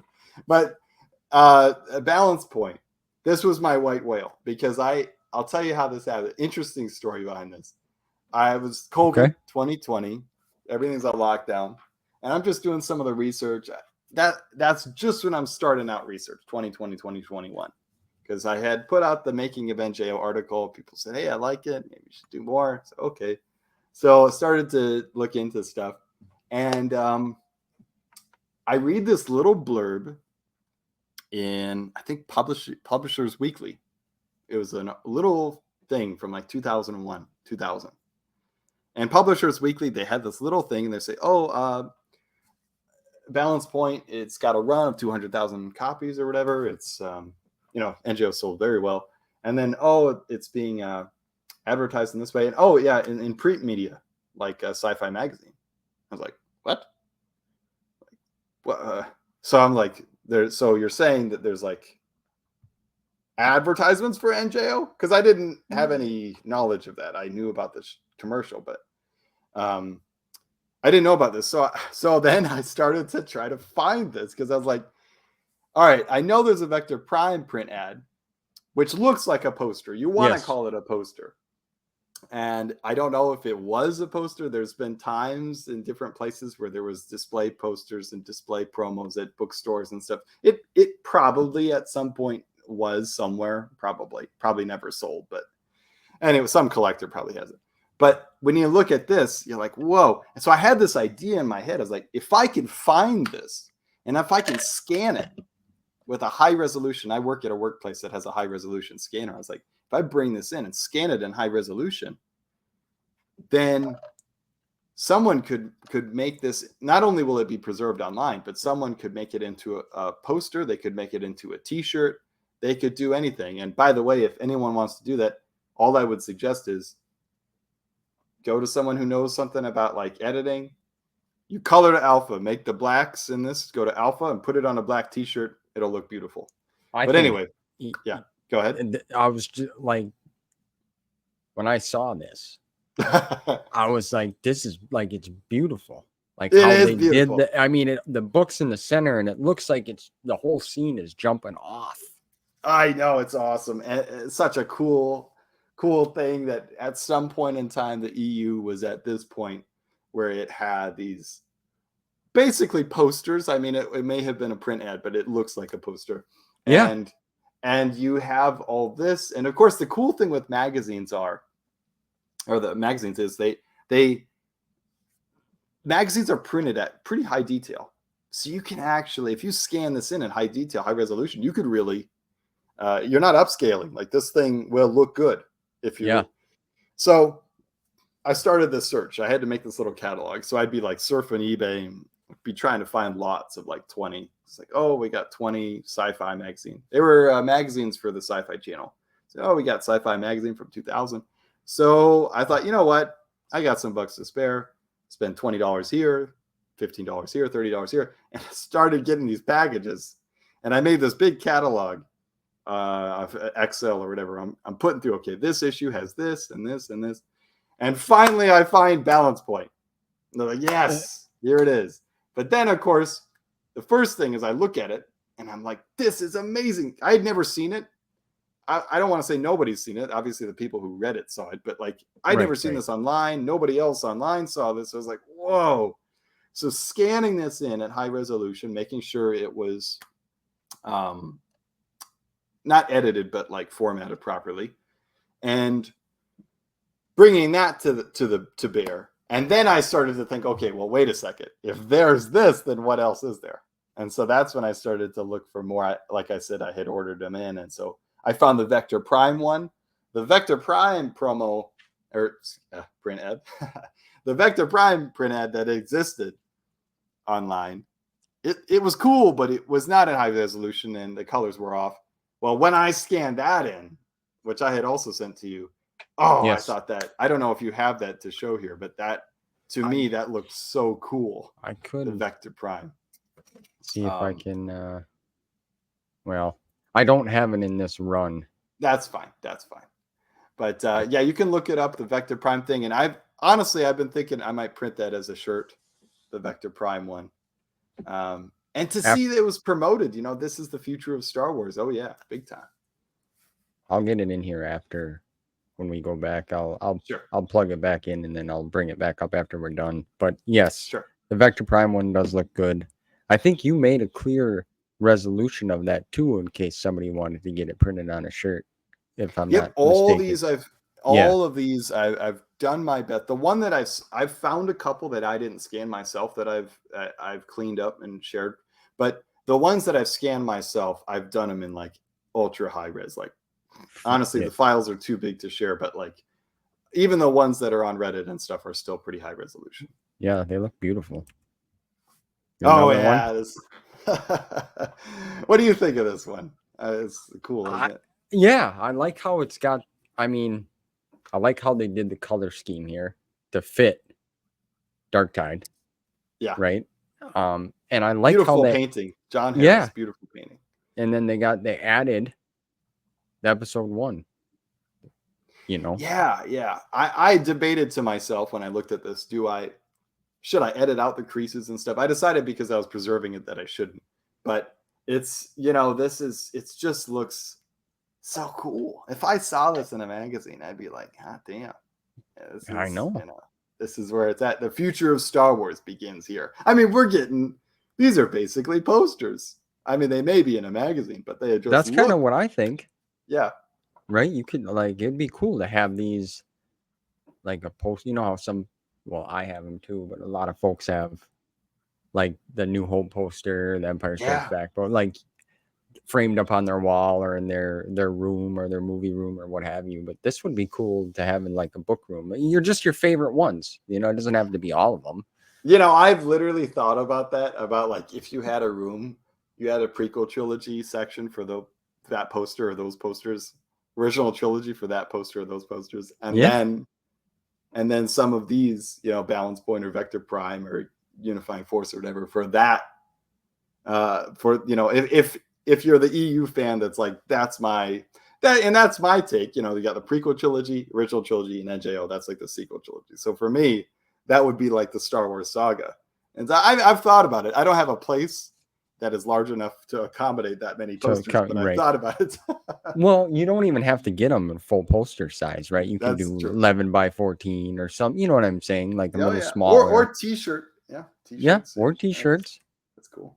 Another cool one right here. Oh, yeah. Yeah, this is...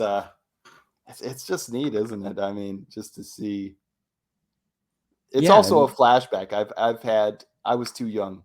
I mean, I guess I could have read them, but I didn't. But I've had people say, like, oh, man, this takes me back. Like, oh. Now, were these were all out of different magazines? Like right. We'll say Star Wars Insider or sci-fi magazines or some sort of a... Okay. Mm-hmm. Okay. And it was actually really cool. I mean, back then, some of the ads that were being put out there for the video games and for these novels and even for the soundtracks is just awesome. I mean, some of them look really cool. I don't have enough days in the year to share all the ones I found, but they're cool. That's cool. I'm jealous. I envy you. And I'm glad you left the creases in, by the way. It makes them look more like real. Does that make sense? Yeah. Like they're just... Yeah. Here you go, right here. Yeah, this one. I didn't scan this one myself. I found this one, and I have no idea where I found it. But I want to send my thanks to whoever is the valiant person who has this. I don't know where it's from, but it just, when the version that I got was, I'll be honest with you, the version I got, the colors were all messed up, and I had to fix that. But it just looks... Well, maybe it was... Chris Nelson. For me, this is like my favorite. So I know. Yeah. I know you mentioned Chris before. Yeah, his collection, and he's... I've been trying to get him on to come on and just talk about collecting and the process through the years of what he's went through to get things, because it's just... I don't think anyone has some of the rare, hard to find items like Chris does. Yeah, but even Chris, I don't think, I could be wrong about this, but I don't know him very well, but I don't think that he's looked into the magazine side as much. I think he said that he usually doesn't. So some of this stuff is almost kind of just... My feeling at that time was, if I didn't find and scan these Balance Point, Vector Prime, different things, that they would just be lost. That was my feeling. Yeah, well, they could be. Yeah. And I think, that's part of the reason to do the documentary and stuff, is if you don't do it, it gets lost. I love some of the context that they put in here too, like the little descriptions. Is if people take time to read them. I don't know if you'll be able to read them on the video here, but it's really cool what they come up with, or what they want to really grab your attention. Yeah, I asked a friend of mine. I said, "Could you send this to Stover? I don't know if he's seen this." And he did send it to him, and I guess Stover liked it, which is pretty cool. That's cool. That's really cool. And here's one that you haven't put out yet. I haven't shared this yet, but isn't this neat? Yes. I mean, this is just sharing the whole trilogy, and this is from Insider. This is cool. This is and it's so distinguishable, that color just is a reference. It is. Yeah. I will say, out of like the whole series, like the cover art and the color schemes that they used, I really like. Yeah, I got to be honest. sometimes there are people who criticize the international US covers for NJO. And that's fair. But I like that those, for me, they'll always have a special place. And I always like that firstly, they're very colorful, but Yes. they also have different styles depending on the different books, which is great because that, to me, that had a feeling of these are different looks at what we're seeing here, different takes on what we're seeing here. And that's so cool. Now, if you want something more unified, Tyoshi Nagano with those Japanese covers just hit it out of the park. And Yeah, that's just amazing. them are very beautiful. I will say that. But these are Very great good. covers. Yes. I can't quite remember who drew these, but they're very good covers. I think there was a few different artists that were involved.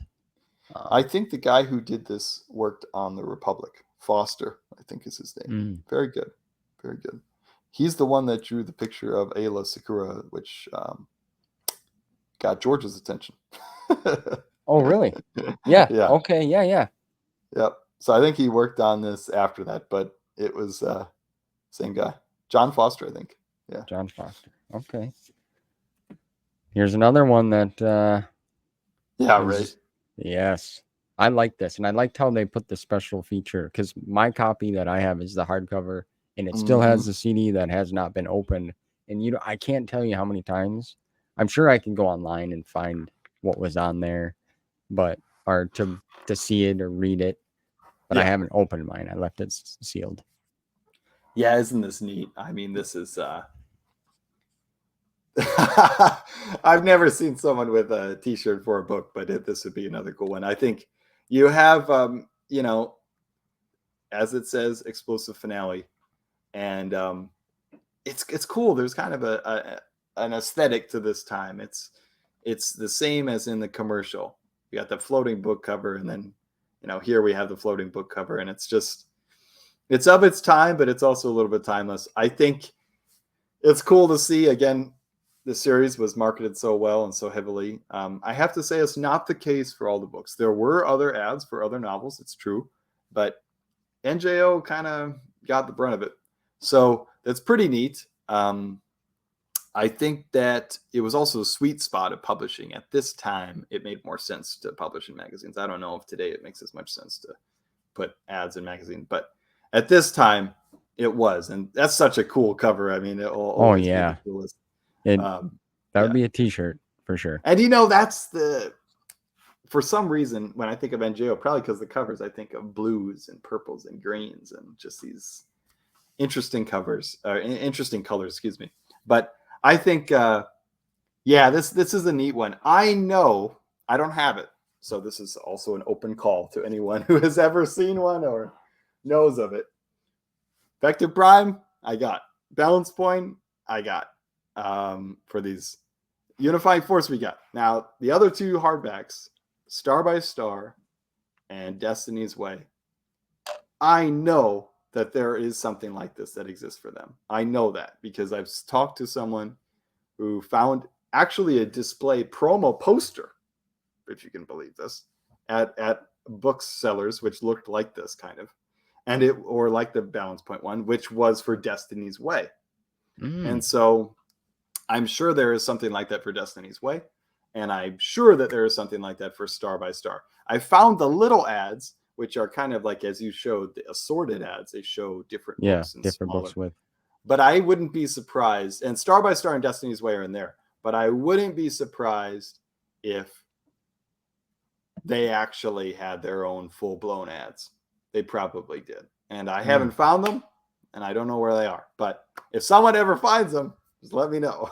Yeah, well, I mean, to try to come across some of them old insiders or other magazines from the past, man, it's hard. Or if you do find them, they're expensive. And sometimes you get them and you open up and you're like, they're not in here. Yeah. Isn't this one neat? I think you liked this one, didn't you? I did. Well, in the poster, you said that they made an actual a promo poster. That's what I've heard. I wasn't there, but that's what I've heard. This was also a print ad, but I think it was probably as a display. Again, not sold, but maybe for booksellers. I think that this also would work fantastic as a poster. You know, it's cool. Oh yeah. Well, I love this cover too. I think it's really stands out. This was a good book too. This was a book, I haven't done an infographic on it yet, but this is a book that George had a lot of input on. George and James always working together. Jimmy. This one's cool too, man. This is so cool. When I saw this one, I was kind of freaking out. I was like, this is so cool. Yeah, this is, these two books, Cloak of Deception and Darth Maul, this is both the exchange for Nightfall. So when we didn't get Nightfall, we got these, which is kind of the trade-off, which is fine. That's fine because these are good. They both worked. They both were good. But what a cool cover here, huh? I mean, this is so neat. I liked what they did. Well, I mean, this is one that got reprinted in the Essential Legends collection, and I do like that cover as well. But it's just something to be said about the earlier looks as well. Yes, I know what you're saying. Yeah, this is also a book that had George's input. Michael Reeves had talked with George. You know, Reeves had worked on things like Batman the Animated Series and Gargoyles, and so he talked with George, and George was. They had a little disagreement about how to end this one, but he went with what George wanted, and a lot of people liked that. So I guess George really wanted Darth Maul to be a stone cold killer, and George described him as being like the Terminator. And Michael's like, okay, if that's what you want, and I think it did work out pretty well. I liked his writing style too, Michael Reeves. He was good.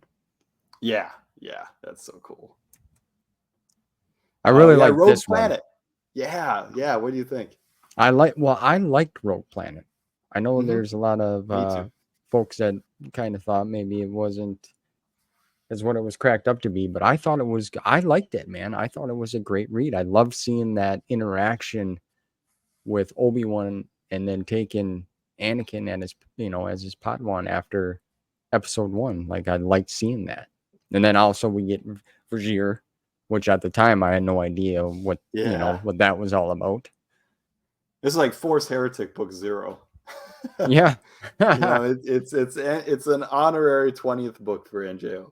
I think it's so cool. Greg Bear was so flattered that in NJO they knew kind of what they wanted to do, but they didn't know where it would take place. And I think when they read this, which James Luceno had a huge role in this book, I think when they had Zonema Sekot, which Greg Bear, to his credit, he came up with that planet. And when they saw that, they said, you know what? I think this is exactly what we're wanting to do. We'll tie this in. And they did. When I read this book, I remember being at the library, young, and I just looked at the cover and I instantly thought, I'm going to read this. And the only reason I think that is because I looked at the cover and I thought, oh my gosh, Obi-Wan is using Qui-Gon's lightsaber. Yeah. I am reading this book, which is the most shallow reason.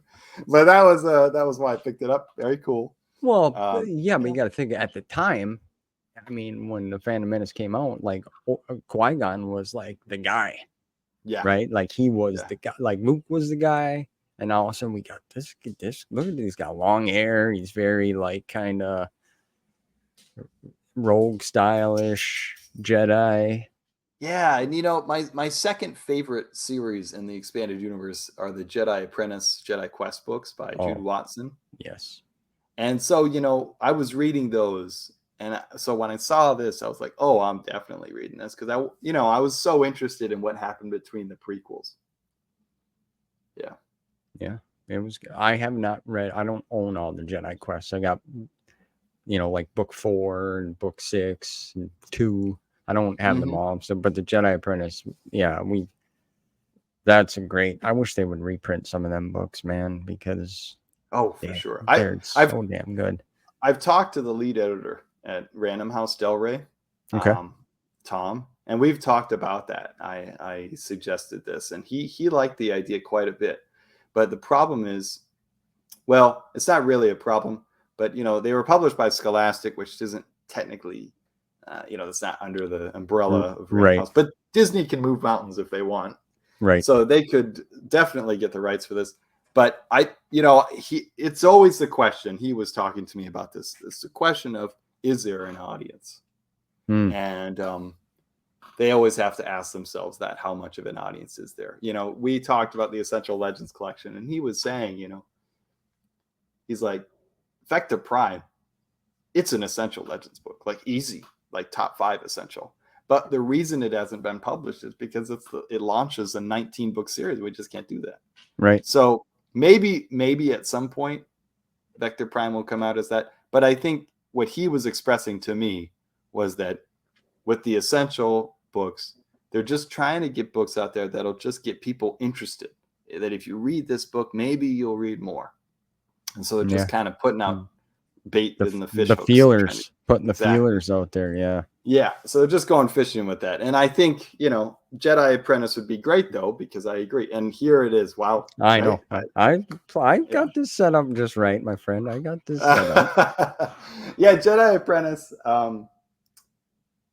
This is, there are several of these. I'll put these up. Yes. They're very, very cool ads. And these books, I mean, to be this productive, to just churn them out like this, it's amazing.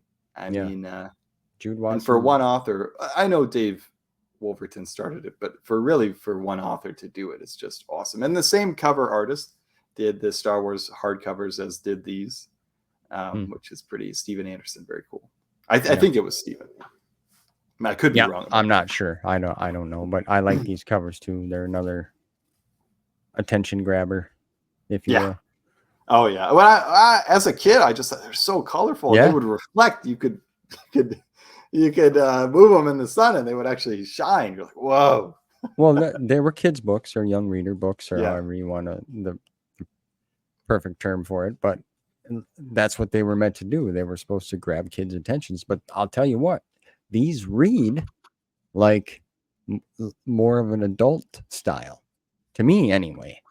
Yeah, Jude Watson, Judy Blundell, she's such a gifted author in terms of writing clear prose and really strong characterization.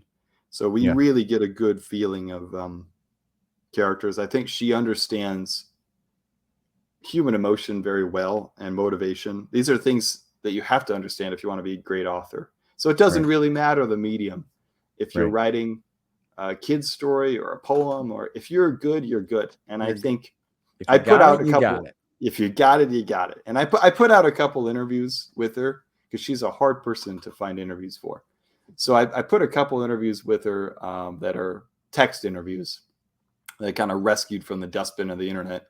And I think I put 3 of them out there on the subreddit. So you can read those. And she's just great. She talks about the characters, their relationships, Obi-Wan and Qui-Gon, and how they built their relationship to where it is in episode 1, which is so cool. You like that, hey? You're liking this. This really, I know you put this out a little while ago, maybe. But yes, she captured their relationship very well. But on the episode 1 front here, and I also had that playing in the background since you could tell my room is moved. Had to do some changes, so now I'm kind of in my living room here. So my family, I got to thank them for letting me have some time to do this. Yeah.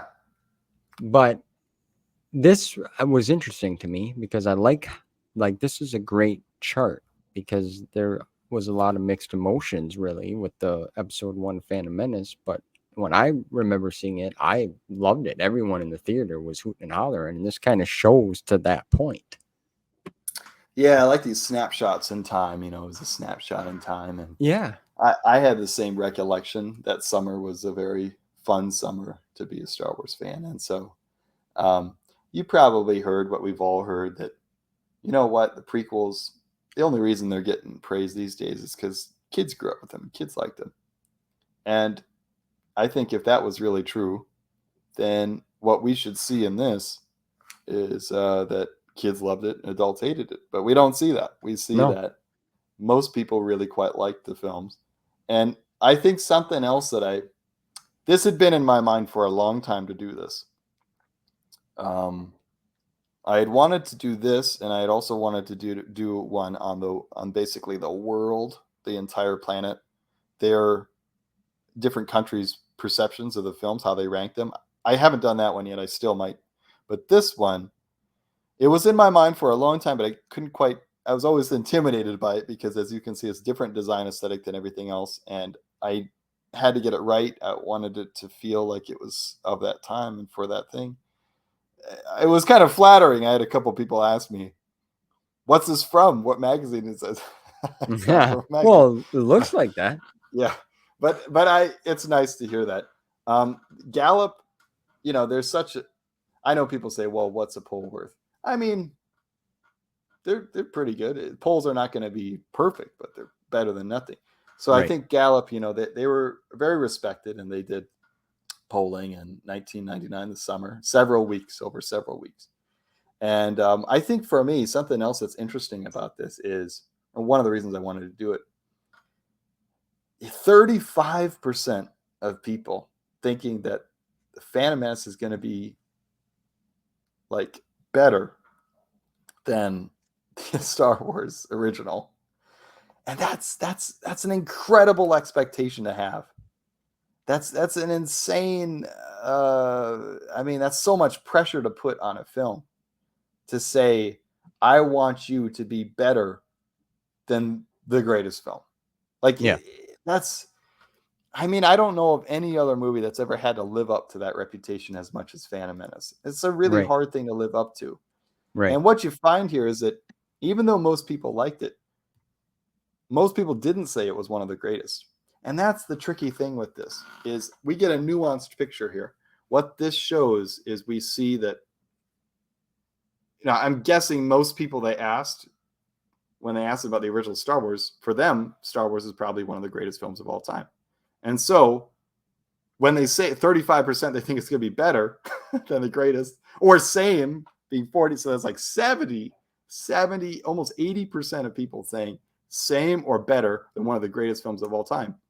What that means is when you look at these numbers and you see, yeah, most people thought it was excellent. Most people thought it was good, but most people didn't say it was one of the greatest. And that means that if you put these numbers together, that means that people liked it, but they were disappointed that it wasn't better than their greatest dreams. And I guess all I can say is, maybe people remembered that disappointment a little bit, but maybe don't expect that this will be better than the greatest thing ever. The expectation, for kids it matched it, but I think for some adults it's, oh, well, it wasn't better than the original Star Wars. To be honest with you, what could be? So I think the kids probably didn't have as much strong expectation. They were just going in open-eyed. And that's where you see more of them are just super enthusiastic because they're going in pretty open-minded. The adults are still enjoying it, but I think, it just goes to show how out of control fandom could be with expectation. But Right. like you were saying, it does show that most people did like it at the time. The internet later on kind of took hold of it, and YouTube videos like Red Letter Media and stuff, they really went into it. When you poke the bear. But I do think it's interesting here. Favorite characters, we see an interesting ranking. I think this was surprising to most people to see this ranking, especially Jar Jar beating Darth Maul. I don't think you get that poll today, but yeah, well, it was probably the kids, or the younger. I don't know. I never really minded Jar Jar, but I was shocked to see Darth Maul so low. Yeah, but I guess it makes sense though, because this was polling this was not a poll of Star Wars fans. This is a poll of people, just regular people. Right. And if you think regular people, you think, well, who's Darth Maul? Oh, he showed up for like 20 minutes in the movie. Whereas someone like Qui-Gon, someone like Anakin, Jar Jar, they have a huge presence in the movie, especially Qui-Gon. Qui-Gon, right. So I wasn't surprised by that. I figured right away he was going to be the top dog. Yeah. It was interesting putting this together and seeing that. I agree. And is so many interesting things to say about the Phantom Menace. And I got to say one last thing on this. I was trying to figure out what to do with the design of the graphs and the colors. And I pulled a little bit from Anakin's pod racer with these little little Yeah. bars and the colors. I was like, okay, we'll do that. I like Anyway, it. Yeah, it looks great. I thought right away too that this would, but like, yeah, you do a great job when you comes to designing and putting things together for us. Thank you. So keep up that great work, my friend. It's awesome to hear. Yeah, it's super cool. I mean, it's fun to work on stuff like that and get it out there. I mean, I was happy to see people see this and just get a slice of what happened, because there are a lot of myths that people still believe about this and that, and but things are often different than what you think they are. That's right. Well, my friend, my family is starting to get home now. So this has been fun. I'm glad you took the time out. I want to thank you again for that. And also, thanks for having me on. It's always a pleasure, man. Yeah, I really enjoyed talking with you. Keep up the great work. I'll get you. We got to do this a little more often than we've been doing, in my opinion. You and me. It'll be fun. There'll be more stuff coming out to discuss for sure. Yeah, and thank you for putting all this stuff out for us and coming up with this and bringing to light things from the past that are hard to find. That's fun. Yeah, I appreciate that. I mean, half the fun is just the interaction with the other fans, so it's cool. Yeah, you're an expert. I'll tell you that much, man. But anyway, well, thanks again. Thanks for everyone for watching. Thanks for sticking with me when I took a little break. I'll do my best to get back at her and bring you guys some more fun conversations with amazing people like Xezene here. Thanks for having me on. Yeah. Until next time. See you guys soon.